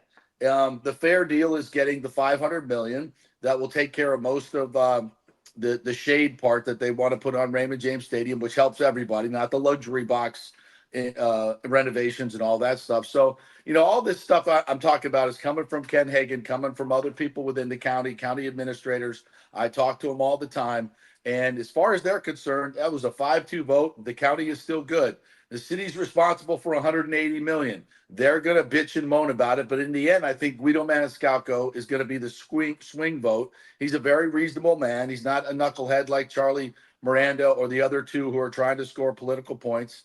So in the end, I think the votes are there to get this done. And here's another, I hate to go on and on, but another key point. All this negativity is born of this fact. Everybody in the media, okay, including now all the TV anchors, everybody has figured out every time you do a video or you do a story on this, your clicks go through the freaking roof. And if you add some part of it with drama and it's not going to happen, you get double and triple the clicks. So even though everybody puts out these stories, they're not factually correct, and it seems all negative. The people that really matter and the electorate itself are about a big majority for the stadium. And in the end, I think that's what wins. JP, do any of these politicians think at all through a sports lens, or is it strictly all business and all about money? I think some of them do. I think some of them get it. The city chairman, Alan Clendenin, certainly does. Ken Hagan certainly does. He was a baseball player at University of Florida. The mayor does. She was a volleyball player at UT. These are people that have been involved in sports and know what sports can bring to a community. So again, the people that really matter, that are making the votes, that are doing the moving and shaking, they get it. They understand what a generational opportunity this is, and that 10 other cities are lining up to get this group to come and bring their $10 billion of investment and their baseball team to their city, because they know what it brings. And I think the responsible politicians in this marketplace do understand what the deal is all about and all the benefits, the new Hillsborough College, the $10 billion in investment, the $2.3 billion just to build a stadium, and that money stays here. That money that we're going to allocate, $976 million, goes to construction companies and electrical workers and plumbers who are going to build this thing that live here, and companies that work here. So the money goes right back into your own economy. it is an absolute no-brainer. And again, the responsible people who understand these numbers and aren't looking for grandstanding points understand this. Well, and the other part of this, JP, that I think needs to be talked about more by you and by others in Tampa, and I brought this up last week, or earlier this week, rather. Bob Nightingale did a really good piece in the USA Today, and I don't know if you saw it. If you didn't, I'll email it to you after we get done, or text it to you. Please do. But he talked about expansion. There are a lot of owners, a lot of owners out there that are saying, why are we expanding again? What is the point? Because if you think about it, they're going to get their few $100 million when the expansion comes at $4 billion a team or $5 billion a team, whatever the case may be. But they're going to do a national TV deal. That means there's 2 more pieces of the pie that are getting that. So if you look at it over the course of 20 years, that upfront money they get, it's going to be a net sum even when it's all said and done. And there are a lot of owners going, why are we essentially adding 2 small markets? Nashville, Portland, Charlotte. These are not big markets. And Tampa, when they get a new stadium, I believe that they'll actually spend like a big market team. This is the number 10 market in the country. Exactly. When they have a stadium in Tampa, and you and I have talked about it after I spent my 100 days in Tampa, and I was just barely north of downtown. If you're talking about where most of the people live in the greater Tampa area, the suburbs are north. Yeah, it's a drive to downtown. You add another 45 minutes of that to go to St. Pete. I know why people don't go now. It's easier for me from Fort Myers to get to the Trop than it is from somebody from Wesley Chapel. It is, I'm telling you. Yeah, so, I know. And there's a lot of people that are bringing up St. Pete again because we have the money, which they do. Major League Baseball is never going to build in St. Pete. They told the mayor that. They told the Pinellas County Commission. They said redevelop that Trop site because that's not an option. It's a failed location. It's not going to happen. So you're 100% right. And I think 2 things. Yes, expansion. If they're going to do expansion, which I think at the end of Nightingale's article, he said there's probably more owners for it than against it. So because owners like that, they're not thinking they like that right. No, they're thinking now. I know. give me the cash right now, right? Because I'm probably going to sell it in 10 anyhow. Exactly, 100%, exactly.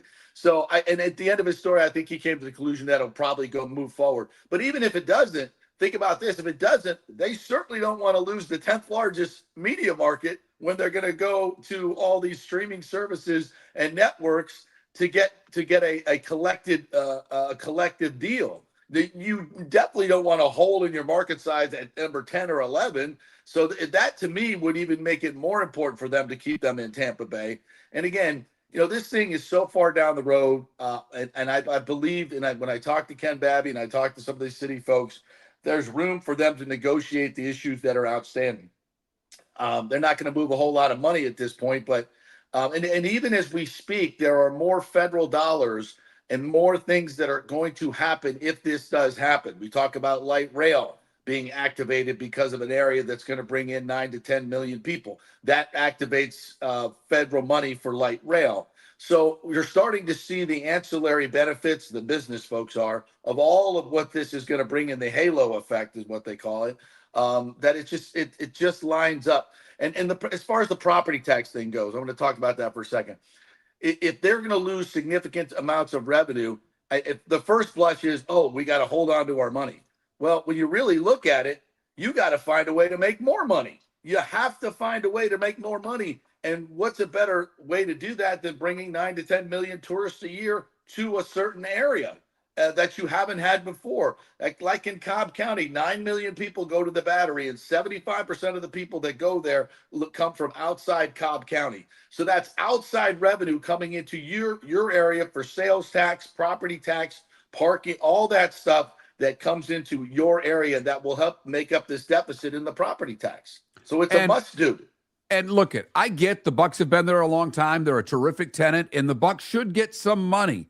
But at the end of the day, when you mentioned the Lightning and their deal, and look at the Lightning staying, that's 41 dates plus playoffs, but also it keeps the stadium at a level that you're going to get everything. You're going to get the concerts, the Disney on Ice. That building is used a lot. Yeah, the baseball stadium will, Ray J will get some of the big concerts, but there's not a doubt in my mind that the baseball stadium, because it's a dome and is going to hold 35,000, that becomes now another venue for whether it's a basketball regional. There are other things that now Tampa is in play for, not to mention 81 home dates a year. So Exactly. I think that's when I look at it, I'm looking at 81 dates their minimum, 41 dates versus 8 to 10. 10 and a couple of concerts, Right. I mean, a couple of big acts. So maybe 12 a year. Yeah, the Raymond James TSA has done a really good job of bringing more events, so I think it's closer to 25 or 30. But the Bucks portion of that is just 8 to 10, and we have to keep that in mind. If you want to count everything, Benchmark Arena, you're talking about 250 dates a year that bring a lot of people to the city. If you're talking about the baseball thing, again, 81 games plus playoffs, plus all-star game, plus world baseball, plus college baseball tournaments, which are getting huge now, plus high school stuff, plus the Enchanted Christmas, plus all these other things. You're talking again about another 180 to 200 dates. That is so much more, and it brings more to the area than the Bucks do. Listen, we know how important it is to have your NFL team. They deserve money. They've set aside $500 million for that. The bottom line is everybody who's saying, "Oh, it's either the Bucks or the Rays," is wrong. There's plenty of money in that CIT to get it done, and a lot of the stuff that's going to be taken away from property taxes, you can't do with the CIT money anyway. So it's all about the bigger picture. If you need more revenue, you better find a revenue generator. And this is the best revenue generator that's out there. So again, the smart people, and Joe Madden wrote a great column on this yesterday for MLB.com. You keep looking at all the people that are lining up on the yes side and then the people that are lining up on the no side. The yes side are the people that build big things, that have great vision. They are leaders. They are people that have done things and done big things. And on the no side are a bunch of pearl clutchers and penny pinchers. And that just never, that doesn't do anything for your city. And it's good talking points and it gets you out front. But in the end, it's not helping your constituents. You want to take away 12,000 permanent jobs in this AI displacement market? You want to take away 39,000 construction jobs and $2.3 billion in construction that's going to happen in your city at this time when everybody's fighting for stuff like that? You'd have to be an absolute political moron to do that. And unfortunately, we have some of those on the city council. Well, that seems to be the case with a lot of city councils. JP, final question. Let's talk about the team. They've only won 2 of their last 10. They just got swept by the worst team in baseball in Detroit. Is there cause for concern? Because Detroit couldn't hit, and they got to Tampa's pitching, which that was the biggest shock of the series to me. When you look at the Rays, is there something wrong, or is this just something win 2 or 3 this weekend against from Miami and we're okay? Well, listen, when I watch every pitch, I watch every game, and the 3 pitchers that went out there just threw nothing but meatballs and got behind in the count and threw more meatballs. Those balls that the Tigers hit were, middle in, belt high. You make mistakes like that and keep making them on the mound. It doesn't matter who you're playing in the major leagues. They're going to hit it out of the ballpark. So the pitchers just have to execute better than like they were doing for the first most of 2 months of the season. The offense still bothers me. I just don't think it has enough pop. They need to go get a bat at the deadline or maybe 2. And they need to get some of these guys back. This team does not function when, even losing a Johnny DeLuca and guys like that. Taylor Wall's not playing a lot because of his hamstring. Just guys like that, they matter in this system because of the platooning, the defense. All of that matters, and when you even take out a couple, 3 or 4 of these pieces, you're just not the same team. So they got to get healthy, and they got to pitch better. I'm not panicking. Nobody thought they were going to play 680 ball the rest of the way. This is a regression to the mean. The fact that it was the Tigers is a little concerning, but the Tigers, I think they've grossly underperformed. Oh, there's no doubt. They were supposed to win 85 games and win their division, JP. Yeah, they're regressing to the mean forward while the Rays are regressing to the mean backwards in this series. It's baseball. It happens from time to time, but they do need to get right in Miami this weekend, and tonight would be a good place to start. JP, enjoy your little mini vacation. Yeah, Thanks for giving us some time, my man. Thanks, guys. Anytime. Love you. Appreciate you having me on. JP Peterson, the JP Peterson Show. He does as good a job as anybody in that market following what's going on with the Rays Stadium. And when the Bucks raised their hand, we wanted to get JP on to give his thoughts. It's Miller and Moulton. The Pro Hour is next. Miller and Moulton, millerandmoulton.com with Trent Bally sitting in.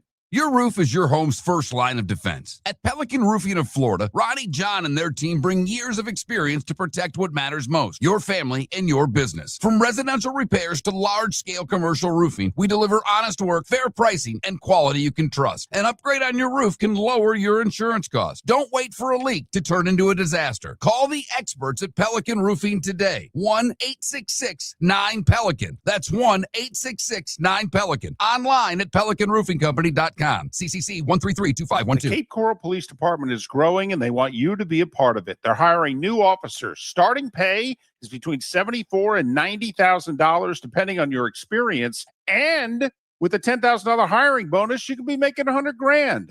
Enjoy paid holidays, off-duty details, plenty of OT opportunities. They're also hiring dispatchers and professional staff. So go to capecops.com. Capecops.com. Be brave, be best. Be Cape. Mark Miller for Sleep Treatment Direct. They are helping me with sleep apnea. And by helping me, I mean curing me. No more CPAP machine. No more snoring. No more tossing. No more waking up exhausted. Their expert team got me the right treatment, fast and hassle-free. If you want to feel energized and get rid of your snoring, call Sleep Treatment Direct today. 444-1741. That's 239-444-1741. Sleep Treatment Direct. Sleep safe and The sound. Floormeisters just doesn't sell Cortec and carpet. They also sell a lot of wood. And what better time than now to stop in and see the nice folks at Floormeisters for some new hardwood for your home. With white oak wood starting at $4.99 a square foot, that makes it affordable for everyone. With 10 colors to choose from, they have a color for everyone. So stop in, 6281 Naples Boulevard, right next to Costco, or go to the web. It's floormeisters.com. Floormeisters.com. Floormeisters, just keeping it real. American Paint Supplies, for nearly 30 years, is your one-stop shop for all your coating needs. If you are a designer, a contractor, a professional painter, or a weekend warrior, American Paint Supplies is the place where experts go to get expert solutions. At 6100 Shirley Street in Naples off of Pine Ridge, American Paint Supplies delivers the best solutions with the best products with the best support. Meet Gene and his team today at American Paint Supplies. Call 239-566-2700. That's 566-2700 or online at AmericanPaintSupplies.net. No! This summer, there's only one place to experience the roar of the World Cup at the British Open Pub in Bonita Springs, your World Cup headquarters, where the team is bringing every match live, full sound on every TV across the patio with daily food and drink specials from the opening match on June 11th through the final on July 19th. Catch the electric atmosphere for every England and USA match and all the matches in between at the British Open Pub, Bonita Springs, at the shops of Pelican Landing, where the World Cup comes alive. This is Miller and Moulton.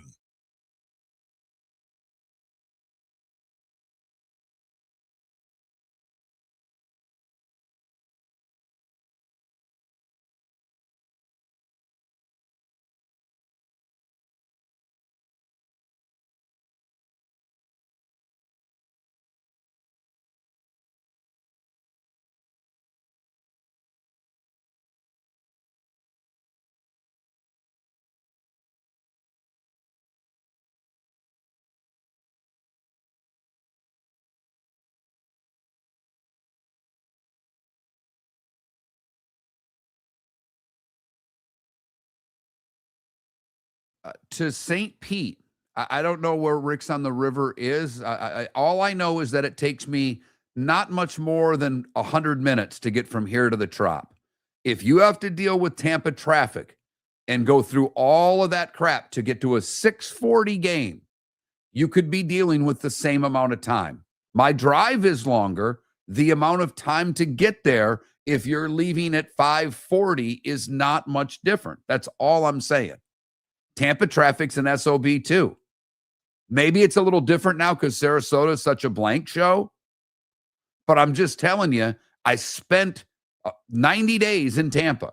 Driving from Moffett to downtown can be a pain in the ass, and traffic's coming the other way. Once you get to downtown Tampa, driving through the rest of Tampa, you're dealing with all the St. Pete people that work in Tampa.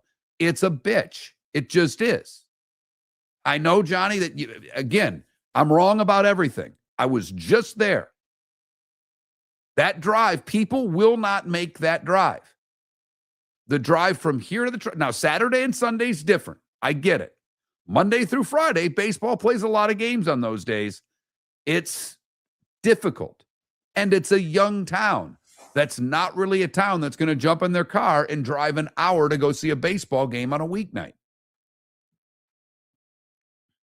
There was a couple with us that went to that was at the Hope Lodge. He was a Reds fan. He went to a game.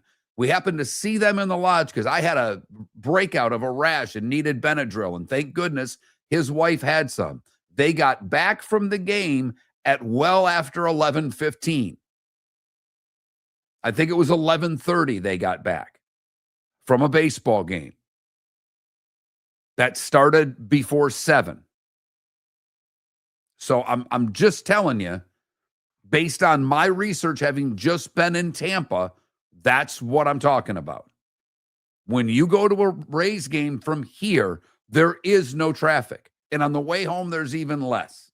Now, you wait till the final pitch. If it's a great game, you may get some traffic coming out. There's only 12,000 people at the games, if that. And they're all going north or they're all staying in St. Pete. No one's going south. You can get to the highway. You get to the highway in a heartbeat coming out of that stadium. It is so easy to go to a baseball game from Southwest Florida to the Trop. Easy.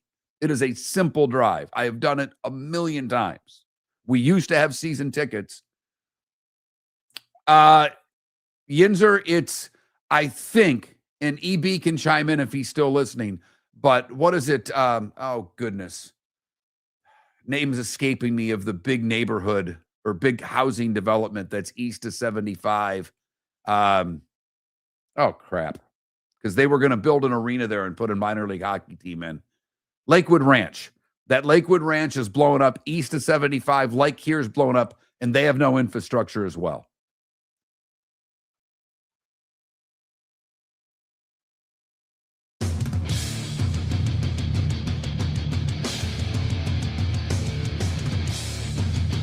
You're listening to Miller and Moulton, coming at you from the Floor Meister Studios. Floor Meisters, keeping it real. And now, here's Mark Miller and David Moulton. David's off for the next few days. Trent Valley filling in. It is the Pro Hour, Miller and Moulton, millerandmoulton.com. Hello, Jacksonville. Hello, Tampa. We have not talked as much Jacksonville as we probably should. And I have been down on the Jags. I think the Jags are a team that is going to have a lot of difficulty repeating what they did a year ago for a few reasons. One, I'm not sure they're as good as they were a year ago. I don't like the fact that they're not really replacing Etienne with anyone. I don't know why they didn't just bring him back. I remember when you and David were talking about that and what it would actually cost, and it seemed relatively reasonable to bring him back given the success they did have last year. And you're right, Mark, if you want to support Trevor Lawrence the way that you ideally would have to win that division, especially with that Houston Texans defense the way it is, you should have brought Etienne back, I think. And Trevor Lawrence gets a ton of grief.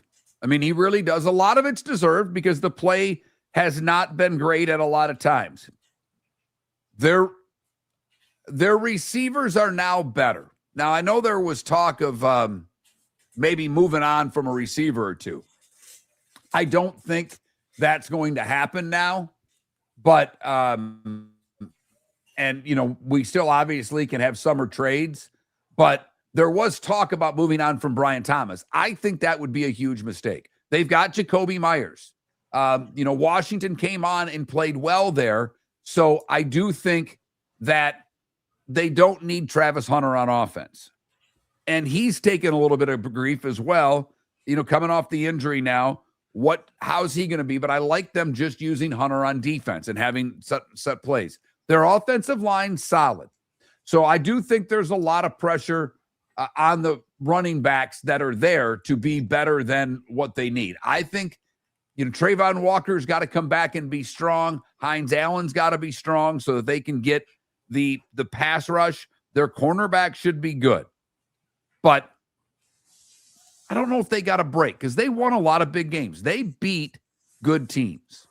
They did. They went to Denver and beat Denver. They beat Kansas City when Kansas City was still Kansas City.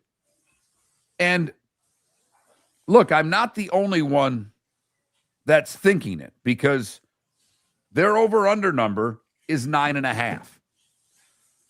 Someone in the chat room made the comparison that he's overrated like Herbert. One, he beat Justin Herbert in the playoffs. In a comeback fashion, too. That was a wild remember game. That. I mean, if we were to, everybody would say Justin Herbert's better. Yeah. I think if you did that poll question and not allowed Jags fans to vote, even if you didn't allow Charger fans to vote, NFL fans that their favorite team is not the Chargers or Jags. I'll go old school 70s Card Sharks. Trent has no idea what I'm talking about. Nope. One of my favorite all-time game shows. We surveyed 100 people and asked how many think Justin Herbert's the better quarterback out of Justin Herbert and Trevor Lawrence. What's your answer? And I would say that number's 77. And I was going to say 90, because okay, I just even the way that Justin Herbert is covered is different than Trevor Lawrence. Right. And so the game show would have been played. If I would have said 77, your guess would have been, is the number higher or lower? You would have guessed higher. Absolutely. So I think, to say he's overrated like Herbert, I think that's an accurate statement.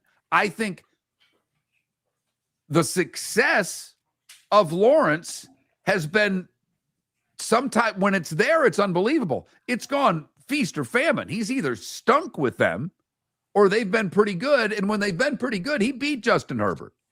So I get what you're saying, that they're both overrated. There is a ton of pressure on that young man next year.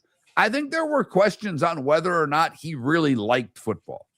Whether or not this NFL thing wasn't for him, that he could have walked away and been fine. But I do think this team's got a lot of pressure on it. We're going into the playing in the half-full stadium before they play in Orlando, where they're redoing the place. They're trying to revamp that whole area. The Jags are extremely popular there. That's it. That's all you got. You got the Florida-Georgia game, and you got the Jags. That's Jacksonville in a nutshell. No offense. Other than that, it's minor league sports. I have a couple friends, Mark, who live in Jacksonville. They're girls. They don't watch sports. They love the Jaguars. I mean, it's like a huge part of the community there. It's one of the youngest towns in all of America, right? So the Jags are a big deal. Whether or not they're a big deal to the league, they're a big deal locally. So you'd like them to deliver, and like you said, it's been feast or famine. Unfortunately, it's been more famine as of late, and we're talking about a division. We talked with Pat Kerwin yesterday. The AFC South, I believe, is wide open between three teams. The Titans are on the come up, but the Indianapolis Colts were 8-2 before Daniel Jones went down. CJ Stroud, to me, is untrustworthy, but that defense is so good in Houston. And then you have the Jags, who I think might have the most well-rounded team in that division. Go take it. Well, I think Houston's the team to beat in that division. I think Indianapolis will be better. And, they start the season out. I mean, listen to this gauntlet before their bye. They play 6 games before their bye. Week 7 bye, late October. That's not awful. All right. They open with Cleveland. They'll beat Cleveland at home. Yep, should be. They better. Then they go to Denver. Okay, they won last year against the Broncos. Did they do that 2 years in a row? Probably not, realistically. Denver's going to be favored in that game. I know favorites don't always win, but if we just say who's going to be favored in this game, they're favored against Cleveland. So I'll give them that. And there would be no shame in losing at Mile High, given the season that the Broncos just had and what they're projected to do. So, and listen, the great schedule by the game. A couple of them are in London, so that's the other side. Then they host New England. Okay, they may be a slight favorite in that game. That's probably close to a pick'em. Week 3. Yep. Then they go to Cincinnati. Cincinnati always underachieves, but is this a different year for Joe Burrow and the Bengals? So I'll give them 2-2. I'll get, if through those 4, if they're 2-2 and you're a Jags fan, how can you be upset? Then you go to London for 2 games. You play the Eagles and the Texans. Split them. You better. Well, I think they can. So then they're 3-3 coming back across the pond. But I mean, that's a tough start. 3-3 would be great. They could be 1-5. They could be 2-4. And then you still have, you better beat Tennessee twice. You've got 2 with Indianapolis. You've got 1 more with Houston. So you've got to beat Tennessee twice, and they have trouble doing that. Tennessee's going to be better. They should be favored in both. They've got to take care of it. Here's the formula for them. If they start 3-3 like you just laid out, and then they go 4-2 in the division, beat Tennessee twice and split with both Houston and Indy, the Jags will be just fine. Then they've got Baltimore and Pittsburgh from that division. They've got everybody not named the Eagles from the East. They're at the Giants, at the Cowboys, home for Washington, and their crossover game in the NFC's at Chicago in December. That's tough. That's a tough draw. That's a game you're not favored in. No. So if they go 3-3, can they get to 10 wins? Absolutely. But I think they have to go 3-3 to get to that 10-win mark, and 10 should be good enough to get to the postseason. That should be the chunk, that first chunk of the season. That's got to be the focus, Mark. I think you just nailed it. If they can go 3-3 through the London couplet, I think they'll be all right. But last year, their defense was amazing and amazing in takeaways. So that's usually something that's not repeated. Yeah. Last year, they were second in takeaways. The Bears were first. They had 31 takeaways. The Texans had 29. They're not the best defense in their own division. And when they play a team like Chicago on the road, hopefully defense travels. When they're in London, let's hope defense travels.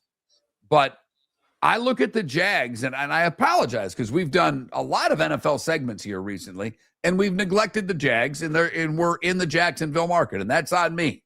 So I apologize for that. But I'm not buying into the Jags this year, and I'm trying to.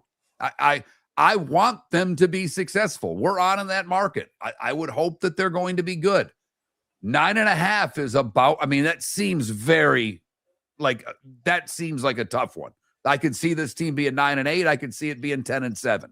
When I did the schedule game, I think I had them at 9-8.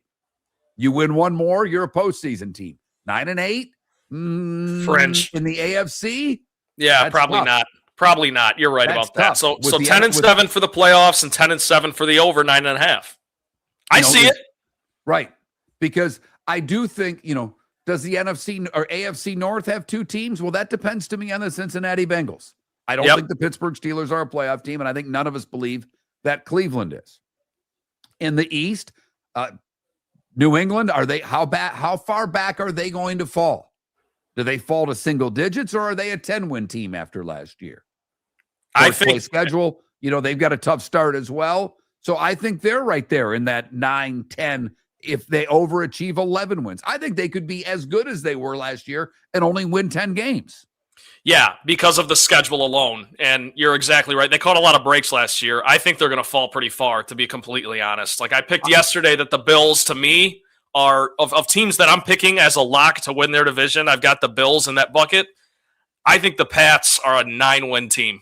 I could see 3 teams from the AFC West making the postseason. I could see everybody not named the Raiders being a playoff team in the AFC West. And then you've got Houston, Indianapolis, and Jacksonville. How you play inside the division is going to determine who goes to the postseason there. Don't lose to Tennessee.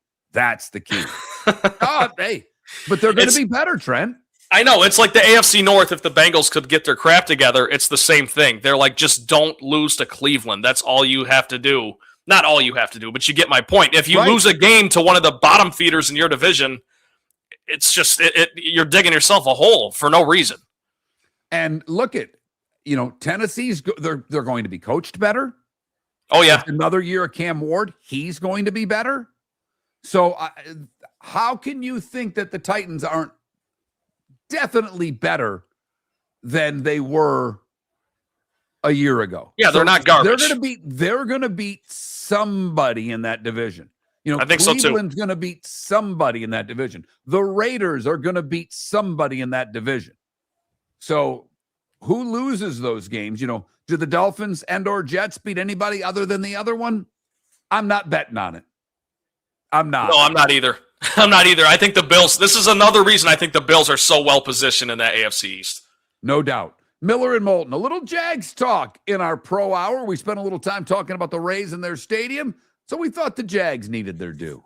Your roof is your home's first line of defense. At Pelican Roofing of Florida, Ronnie John and their team bring years of experience to protect what matters most, your family and your business. From residential repairs to large-scale commercial roofing, we deliver honest work, fair pricing, and quality you can trust. An upgrade on your roof can lower your insurance costs. Don't wait for a leak to turn into a disaster. Call the experts at Pelican Roofing today. 1-866-9-PELICAN. That's 1-866-9-PELICAN. Online at pelicanroofingcompany.com. CCC 1332512. Floor Meisters just doesn't sell Cortec and carpet. They also sell a lot of wood. And what better time than now to stop in and see the nice folks at Floor Meisters for some new hardwood for your home. With white oak wood starting at $4.99 a square foot, that makes it affordable for everyone. With 10 colors to choose from, they have a color for everyone. So stop in, 6281 Naples Boulevard, right next to Costco, or go to the web. It's floormeisters.com. Floormeisters.com. Floor Meisters, just keeping it real. American Paint Supplies, for nearly 30 years, is your one-stop shop for all your coating needs. If you are a designer, a contractor, a professional painter, or a weekend warrior, American Paint Supplies is the place where experts go to get expert solutions. At 6100 Shirley Street in Naples off of Pine Ridge, American Paint Supplies delivers the best solutions with the best products with the best support. Meet Gene and his team today at American Paint Supplies. Call 239-566-2700. That's 566-2700 or online at AmericanPaintSupplies.net. Mark Miller for Sleep Treatment Direct. They are helping me with sleep apnea. And by helping me, I mean curing me. No more CPAP machine. No more snoring. No more tossing. No more waking up exhausted. Their expert team got me the right treatment, fast and hassle-free. If you want to feel energized and get rid of your snoring, call Sleep Treatment Direct today. 444-1741. That's 239-444-1741. Sleep Treatment Direct. Sleep safe and sound. This is Miller and Moulton.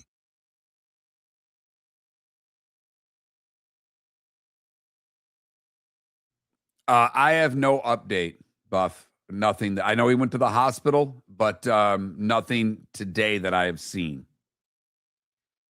By the way, he was found not guilty. Something happened in that hotel room, whatever, 7-8 years ago or whatever that was. Something happened. It's all I'm saying. She did get a settlement from Hockey Canada. She didn't win, or they didn't lose in the criminal trial, but in the civil trial, the woman was paid a substantial sum of money. That is a lethal chant to Carter Hart last night. Lethal. I don't know if you caught it, but when the Carolina crowd is chanting "no means no" at the goaltender, that's vicious. Vicious. And that place is, when every announcer's talking about how loud that is, that joint was jumping early. And then when they made it 3-2, or actually when they made it 2-2, wow, was that loud. When you audibly can hear it over the announcers, that's hard to do.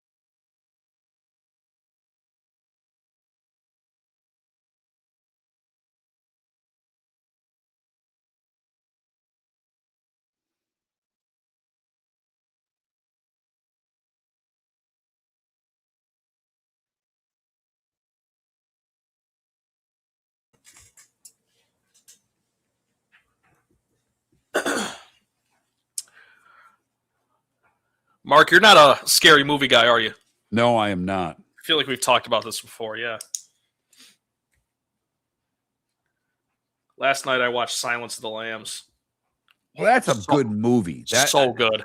That's a great movie. Like, I'm not a horror film person. I don't like the movies like The Shining, Silence of the Lambs that are suspense movies. I'm fine because they're great movies. That makes sense. I don't There's need a to huge watch difference. a slasher film. Yeah, that's fair.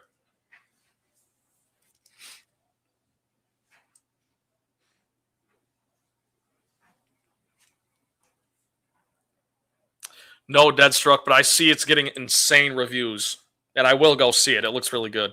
What's that? Backrooms. Backrooms. Oh, is that where they walk through the walls in the preview? Is that? Yeah. Okay.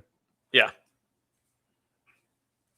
And it's like just vague enough that you really don't know what it's about. Like I'm all in on that. I'll see that one for sure.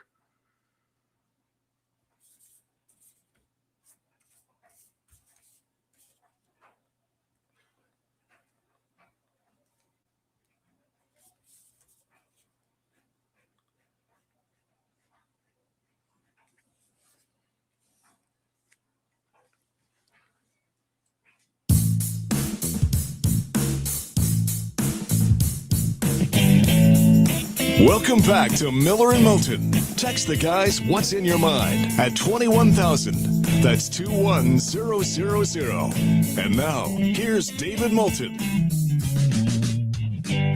Miller and Moulton. MillerandMoulton.com. Trent Valley sitting in for David for the next little while. David will be back on the 15th. I will say that week, the Friday, there will be a best of show because I'm taking the day off. That's that. It really doesn't matter what else matters. You've earned it. Since I run everything here, we can't do the show without me at this moment, and I'm not hiring someone to run it from the station. So that's the way it is, at least for that. We've talked a little bit of World Cup. We're now less than a week away from the start of the World Cup, and there are some things going on that have nothing to do with games on the pitch. There was a report today on Newsweek that tens of thousands of tickets have vanished from FIFA's website and are reemerging on SeatGeek and StubHub at much lower prices. Tricky. And basically, FIFA apparently dropped 44,000 tickets were available on their website, and now it's well under 30,000, and they can't really get a reason, but ticketdata.com says it was due to an unspecified sudden inventory removal. Now, what is happening, usually when they go to the secondary market, they're much more expensive. But because tickets are not being sold for some of these less desirable matches, the thought is, and there are those in the United States that are trying to get investigations on FIFA for this because of the high ticket cost for the World Cup in their dynamic ticket pricing, much like the dynamic new kickoff. They are saying that they're putting them on the secondary markets where they can sell them cheaper than face value and not get the backlash from people who bought tickets at face value. For instance, I just happened to look at the, what game is it here? The Uruguay-Saudi Arabia game, which is Monday, June 15th in Miami. The cheapest ticket not too long ago was over $400 for that game. The cheapest ticket today is $367. So the secondary market tickets are dropping. So all I'm telling you is if you want to go see a World Cup game in Miami, wait. Well, of course, just wait, because what did we see? I know we were just talking about the New York, New Jersey venue yesterday. But 5% of the tickets were sold at this point? We're a week out. So people just wait it out if you want to go in Miami, because they will still be available at a cheaper price in probably 4 or 5 days. And I'm all for the matches. One of the listeners who sent me an email, and I talked about this yesterday, so I'm kind of repeating myself here, but he predicts the knockout round will even be better. I hope he's right. I'm not as excited about the group, but I'm convinced the U.S. will get out of group. So we will have more U.S. soccer to watch than we normally get to watch. They'll play more than 3 games this year. They better. Yep. They better play 5. That's been my opinion before that starts. If they don't play 5 games, this will be another less than successful outing for U.S. soccer. But we've had a sponsor. You've heard the British Open pub spots for a while. It's a great play. I mean, it was a great place to watch soccer before they ever signed on as a sponsor. I've been there for a soccer match. All the English fans go there. It's a riot. It's an absolute riot. And they hopefully will play deep into this. I don't know if the U.S. will. I hope that other fans of other countries, whether they're European countries or South American countries, check out the British Open Pub, because they're going to have all the games on. The owner's a huge soccer fan. They have a terrific setup, too. I went there one time when I lived down there, and a terrific setup as far as the TVs go and the seating. You can sit outside, and yes. That's and it's not too hot yet. Yeah, I mean, they've got enough fans that it's not obscenely hot out there. You can sit outside, it's shaded. You can watch the games. It's a fun atmosphere. They have a good time. They got a great bar. Donnie's a good bartender, so it's a good place to watch games, get drinks. Their food's better than it was. So there's my selfless promotion for a sponsor.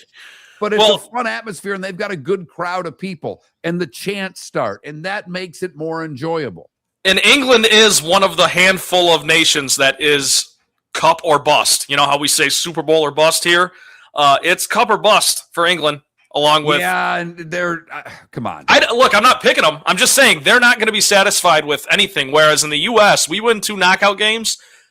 That's a pretty successful World Cup performance, if you know what I'm saying. With England, you don't win the cup.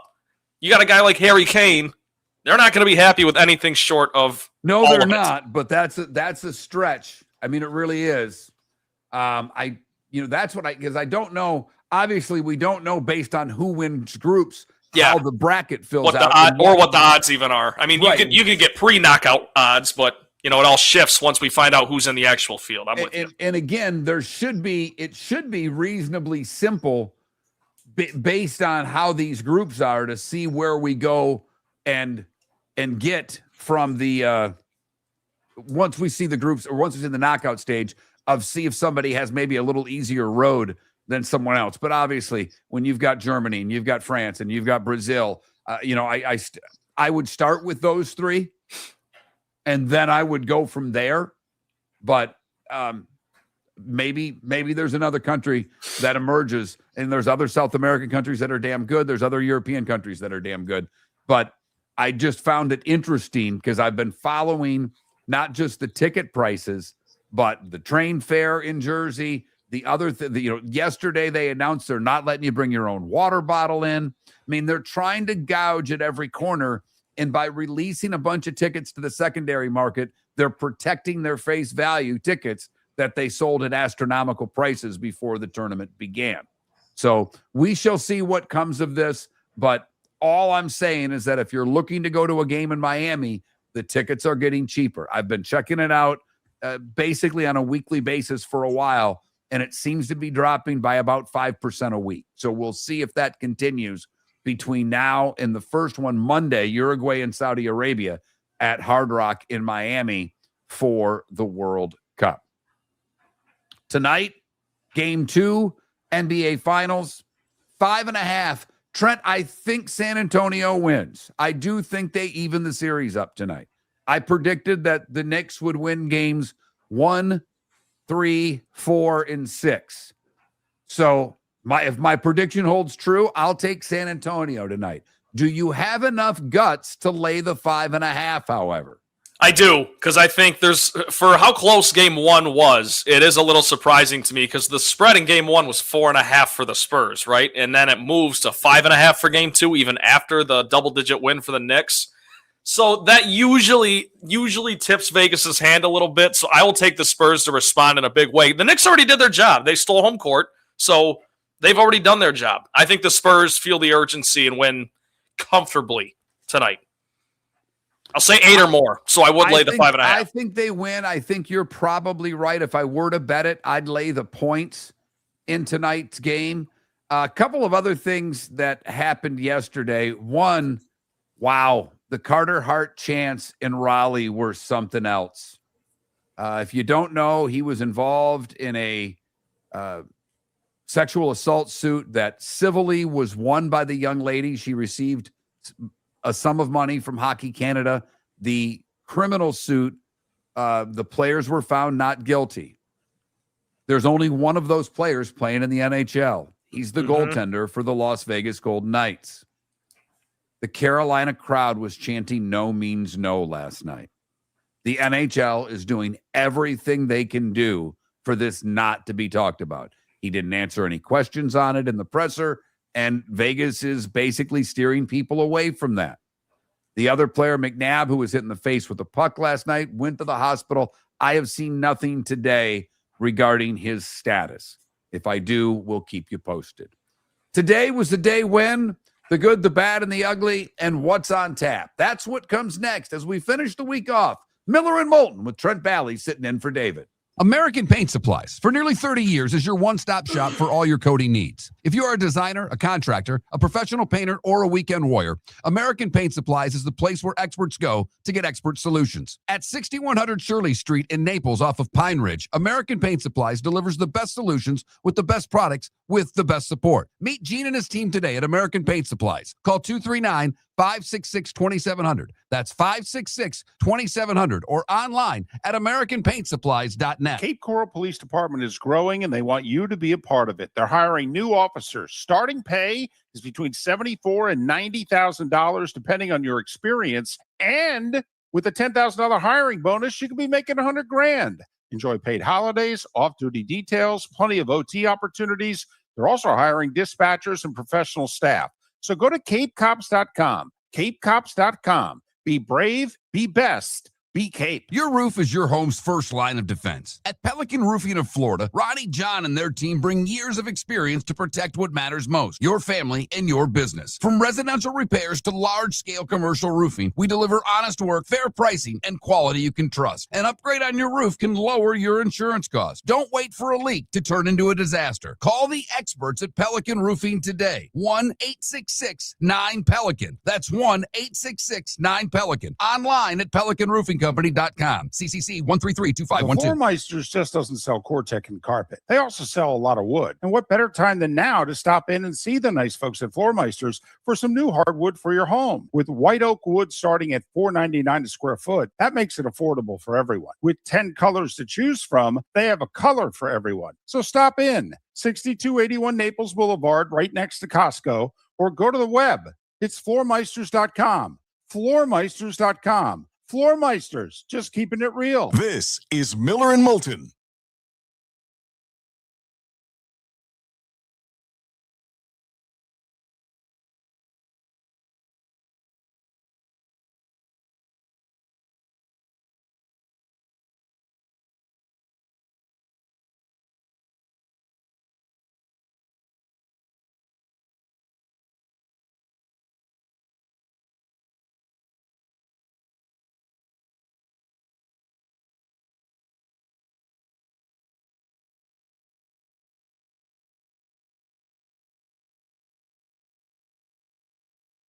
I don't know what else to do, Phil's fan. I've turned him way down. It was hard to do the interviews because they're coming off the same pod. So the other person's mic was normal. So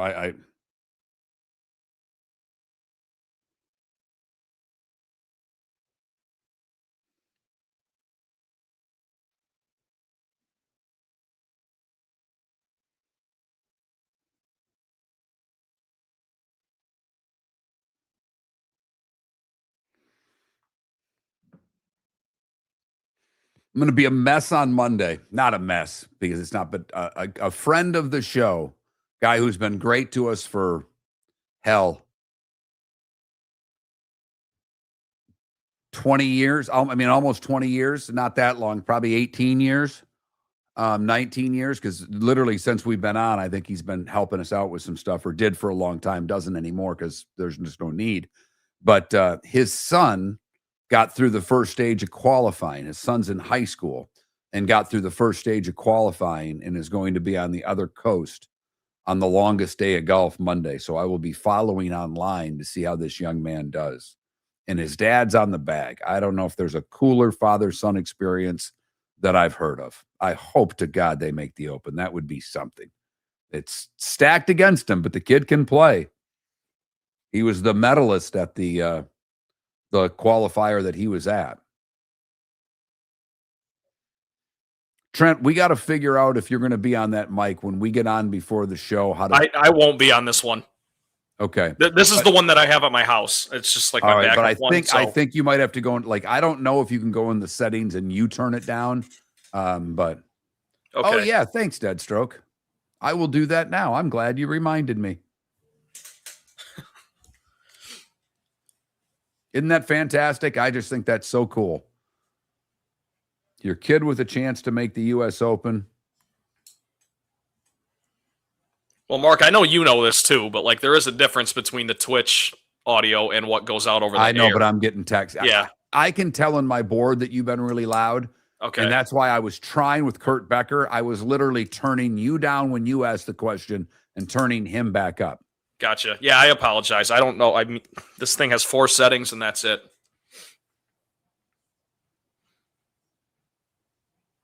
My good, quote unquote, good mic is at my apartment. Yeah, and this is where the only thing I don't like about this board, I can see where you are, but the knobs are for the 4 actual microphone pods. The 5th is for the phone Bluetooth, and the 6th is for my buttons. The computers, because it's got 2 computers and a computer chat, which I don't understand. But anyhow, you're on the computer chat, and you used to be on the computer. I don't know how it switched. I don't know what I did to switch it.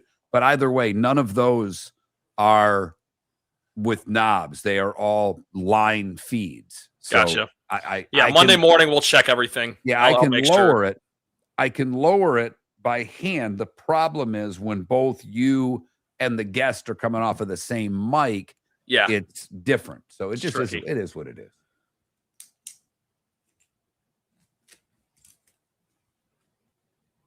Have you heard of this 82-0 game that's going viral? No. It's like you get a random era and a random team. So it'll say like 90s Bulls, and then you have to pick one player to put in a starting 5, and then that position's gone. And then you have to fill out the other, like you spin it again and it says Celtics 60s, and you got to pick, Bill Russell, you put him at center. But sometimes you'll get really tricky ones that say like, I don't know, like Portland 60s, and I'm like, I don't know who the hell played for them. That Bill Walton. I mean, if Walton's not on the team, then I'm lost. That's what I mean. So it's fun, and then it simulates a season for you and tells you what your record would be, and the goal is to get. Welcome back to Miller and Moulton. Text the guys what's in your mind at 21,000. That's 21000. And now here's David Moulton. Miller and Moulton, millerandmoulton.com. David off this week, off next week. He'll be back on the 15th. And he's going to be ticked off at me on Monday. He doesn't even know it. Actually, he does know it. I let him know yesterday. It was my one shot at seeing if he was thinking about doing the show. But he needs a couple more days to get rested up before he'll be back on the 15th. But Monday, we will have Doc Emmerich on the show. Longtime NHL announcer. I think the best play-by-play announcer that's been around the last 20 years. I don't think that there's anyone that's been in Doc Emmerich's league. I don't. I'm partial to hockey guys, but his excitement level, his delivery on the microphone, his vernacular, everything about Doc Emmerich was terrific as an announcer. And I don't think there's anybody in the sport that holds a candle to him now, including John Forsland, that I think very highly of. But you're exactly right about Doc. I mean, he came and spoke to one of our journalism classes, one of our broadcasting classes at Michigan State, and I don't think I've ever been so nervous to ask a question to a legend. You know, and I was shaking. I was like, this is Doc Emmerich. It was awesome. So really? that'll be fun. Because it's funny. I met him once. He spoke when I was a broadcaster in the ECHL. He came to our league meetings, and he was so damn nice. Yeah. I don't know if as good as he is, and I'm not kidding when I say this, as good as he is on microphone, this is not making up. He's obviously not on, so I don't need to kiss his ass, and he's already agreed to come on the show. He's nicer than he is a good broadcaster. He's agree. Truly one of the good guys on this planet. He's an amazing human being. So he's coming on Monday. We'll have him at 8:38 on Monday. Very much looking forward to catching up with Doc Emmerich. The only time I've ever talked to him was at the league meetings. He was scheduled to speak for an hour, and he was flying out that day from Charleston, South Carolina. I think that's where the meetings were. And he, or wherever they were, he was flying out that afternoon. And in fact, I think they might have been in Pittsburgh. And Doc starts, and he said he was scheduled from, 3:40 to 4:40. And he goes, my flight's at 7, guys. I probably need to get to the airport by 6. So I'm here until then. So if you guys want to stay, I'm here till 6. That's awesome. When the 4:40 was up, a few people that weren't broadcasters, because it was a communications track, if you will, I think a couple people left. But the broadcasters for the teams, we just sat there and BS with Doc for another hour and 20 minutes. And he told stories and told us some delivery methods and told us his prep work, gave us everything he did. He basically gave us his notes from a game. The blueprint. He made copies from everybody. He was, here's my pregame notes. And the prep work he did everybody in that room went, well, I thought I prepped. I don't prep enough, seeing what one of the best does to be that. So Doc Emmerich on Monday here on Miller and Moulton. It's that time again, nearing the end, but not quite there yet. Here's Mark Miller with Today Was the Day When. We start in 1851 today. Harriet Beecher Stowe's novel, Uncle Tom's Cabin, published today.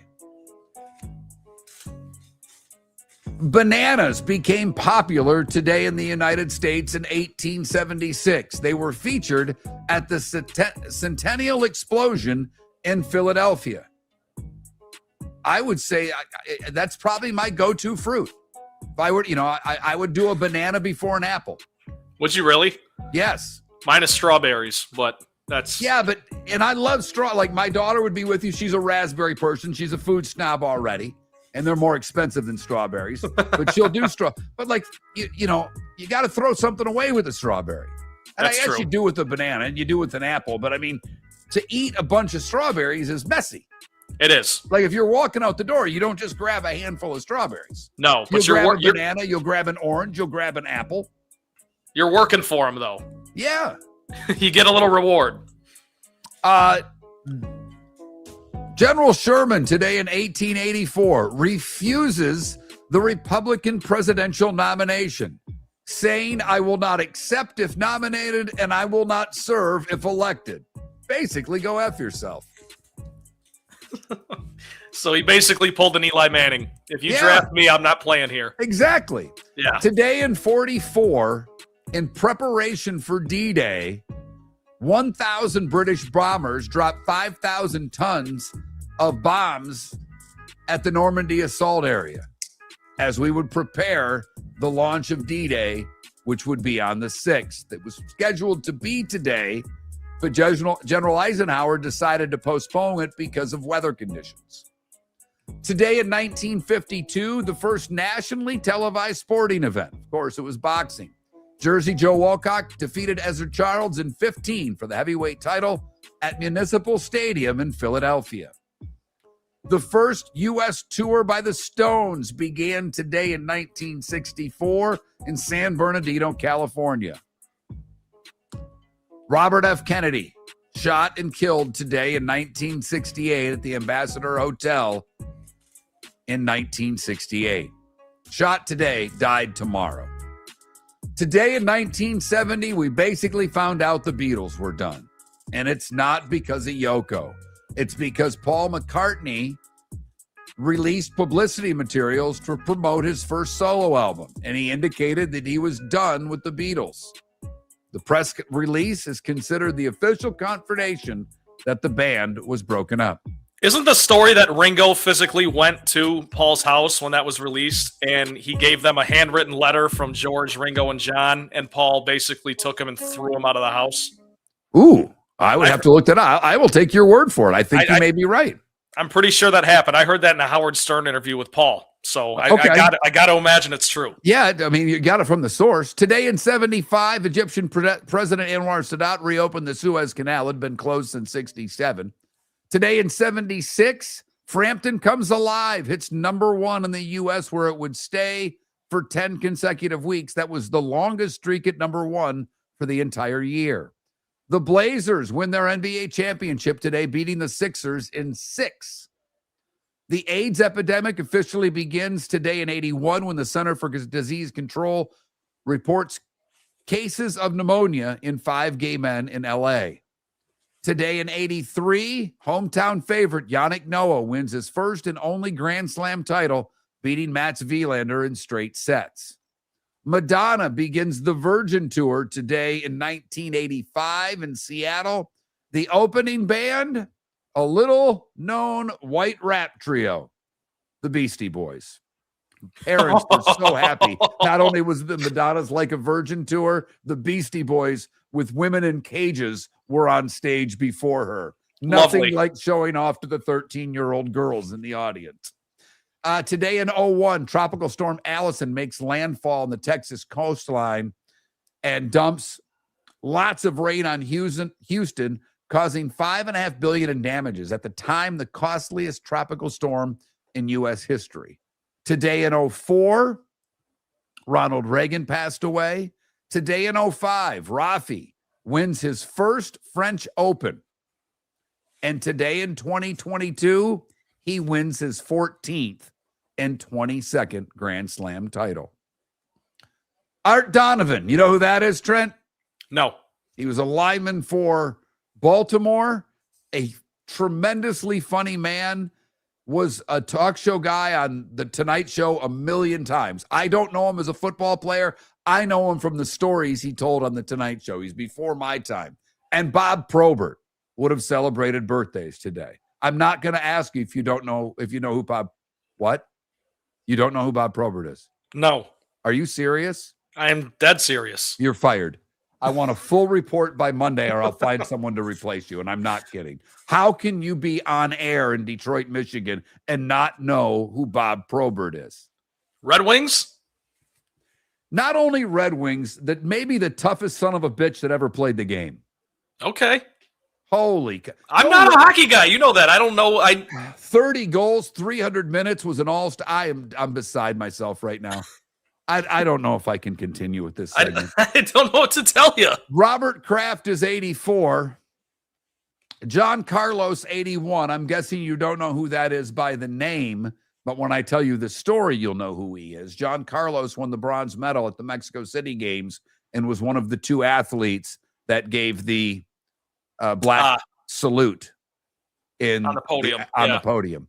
Kenny G, maybe the ugliest superstar star that I've ever seen in my life. You almost went super, then you rescinded that. He's not a superstar, but Kenny G was a pretty big star for a while. I actually saw him. I was lucky enough when I was much younger because of my buddy's brother's girlfriend. There's the chain. She got us into a party at Mar-a-Lago. That's Trump's place, for those that don't know.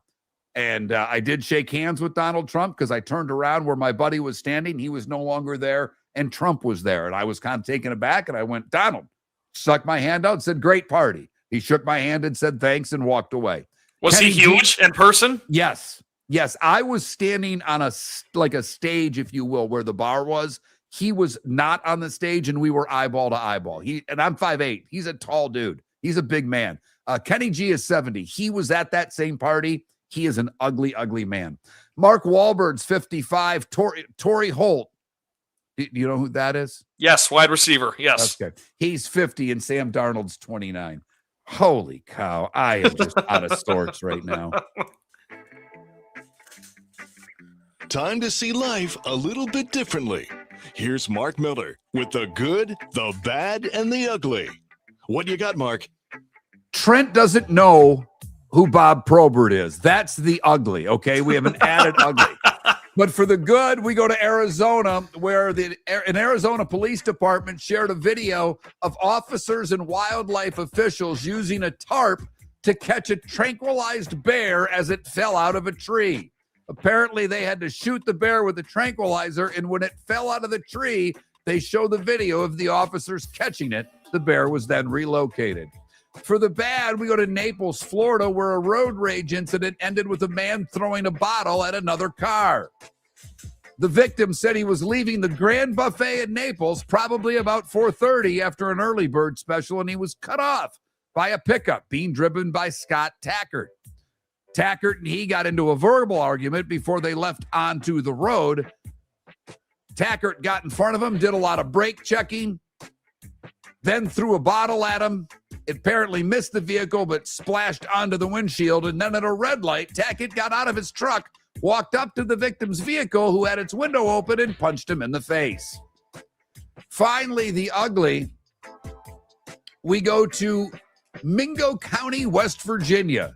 The Volunteers of Christian Help, an emergency relief center that provides food, clothing, and other resources for community members in need, was going through the donations. When opening one of the bags, well, there was a snake. Not just any snake, a copperhead. They're kind of dangerous. Fortunately for the staff, no one was bitten. They just had the you-know-what scared out of them. And that is the good, the bad, and the ugly on today, June the 5th, brought to you by the Cape Coral Police Department. Hiring new officers, offering great pay, signing bonuses, and more. CapeCops.com. CapeCops.com. Trent and I both tonight picking the Spurs to even the series at home. Hockey tomorrow. Baseball today. Cubs and Giants. White Sox and Phillies. Big series for both there. The division-leading Mariners visit Detroit. See if Detroit can stay hot. Yankees and Red Sox.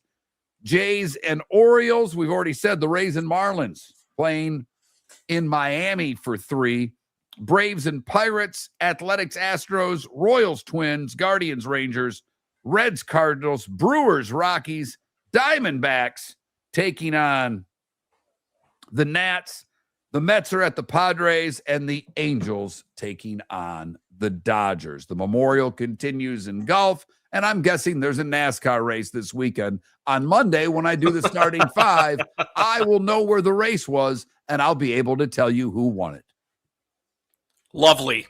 I am looking forward to the basketball tonight, as you, of course, know. And, I mean, I don't want to say it's do or die for the Spurs, but it kind of is. And based on this team, I know it's their first playoff run, but I think this team's built for it. I think we see an angry Spurs team. We see a nice Spurs win tonight.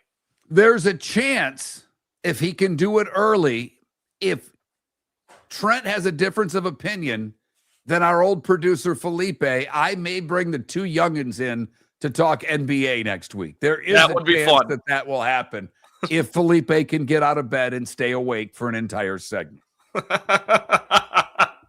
Remember, it's National Donut Day today.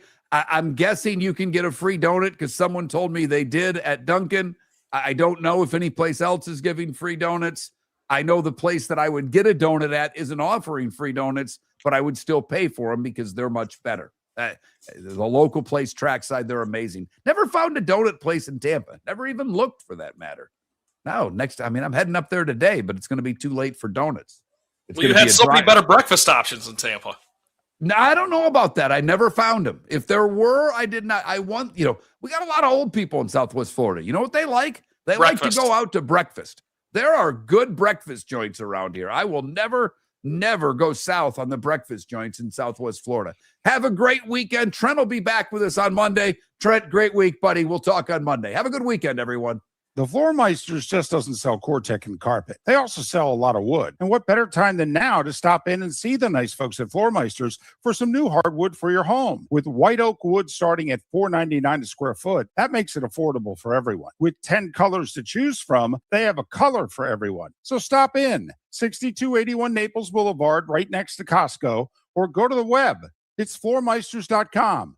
Floormeisters.com. Floormeisters, just keeping it real. American Paint Supplies, for nearly 30 years, is your one-stop shop for all your coating needs. If you are a designer, a contractor, a professional painter, or a weekend warrior, American Paint Supplies is the place where experts go to get expert solutions. At 6100 Shirley Street in Naples off of Pine Ridge, American Paint Supplies delivers the best solutions with the best products with the best support. Meet Gene and his team today at American Paint Supplies. Call 239-566-2700. That's 566-2700 or online at AmericanPaintSupplies.net. The Cape Coral Police Department is growing and they want you to be a part of it. They're hiring new officers. Starting pay is between $74,000 and $90,000 depending on your experience. And with a $10,000 hiring bonus, you could be making $100,000.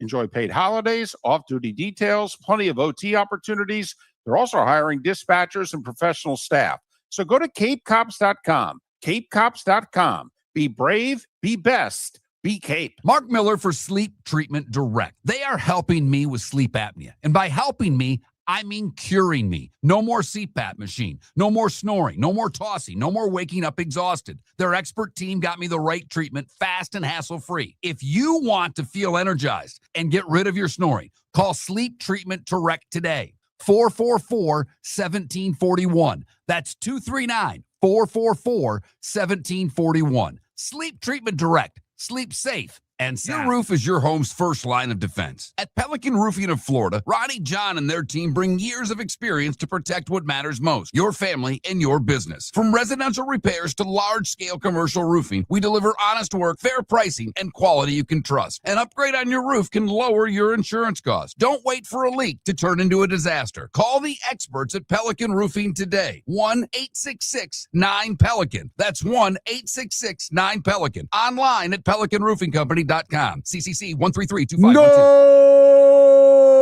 This summer, there's only one place to experience the roar of the World Cup at the British Open Pub in Bonita Springs, your World Cup headquarters, where the team is bringing every match live. Full sound on every TV across the patio with daily food and drink specials from the opening match on June 11th through the final on July 19th. Catch the electric atmosphere for every England and USA match and all the matches in between at the British Open Pub, Bonita Springs, at the shops of Pelican Landing, where the World Cup comes alive. This is Miller and Moulton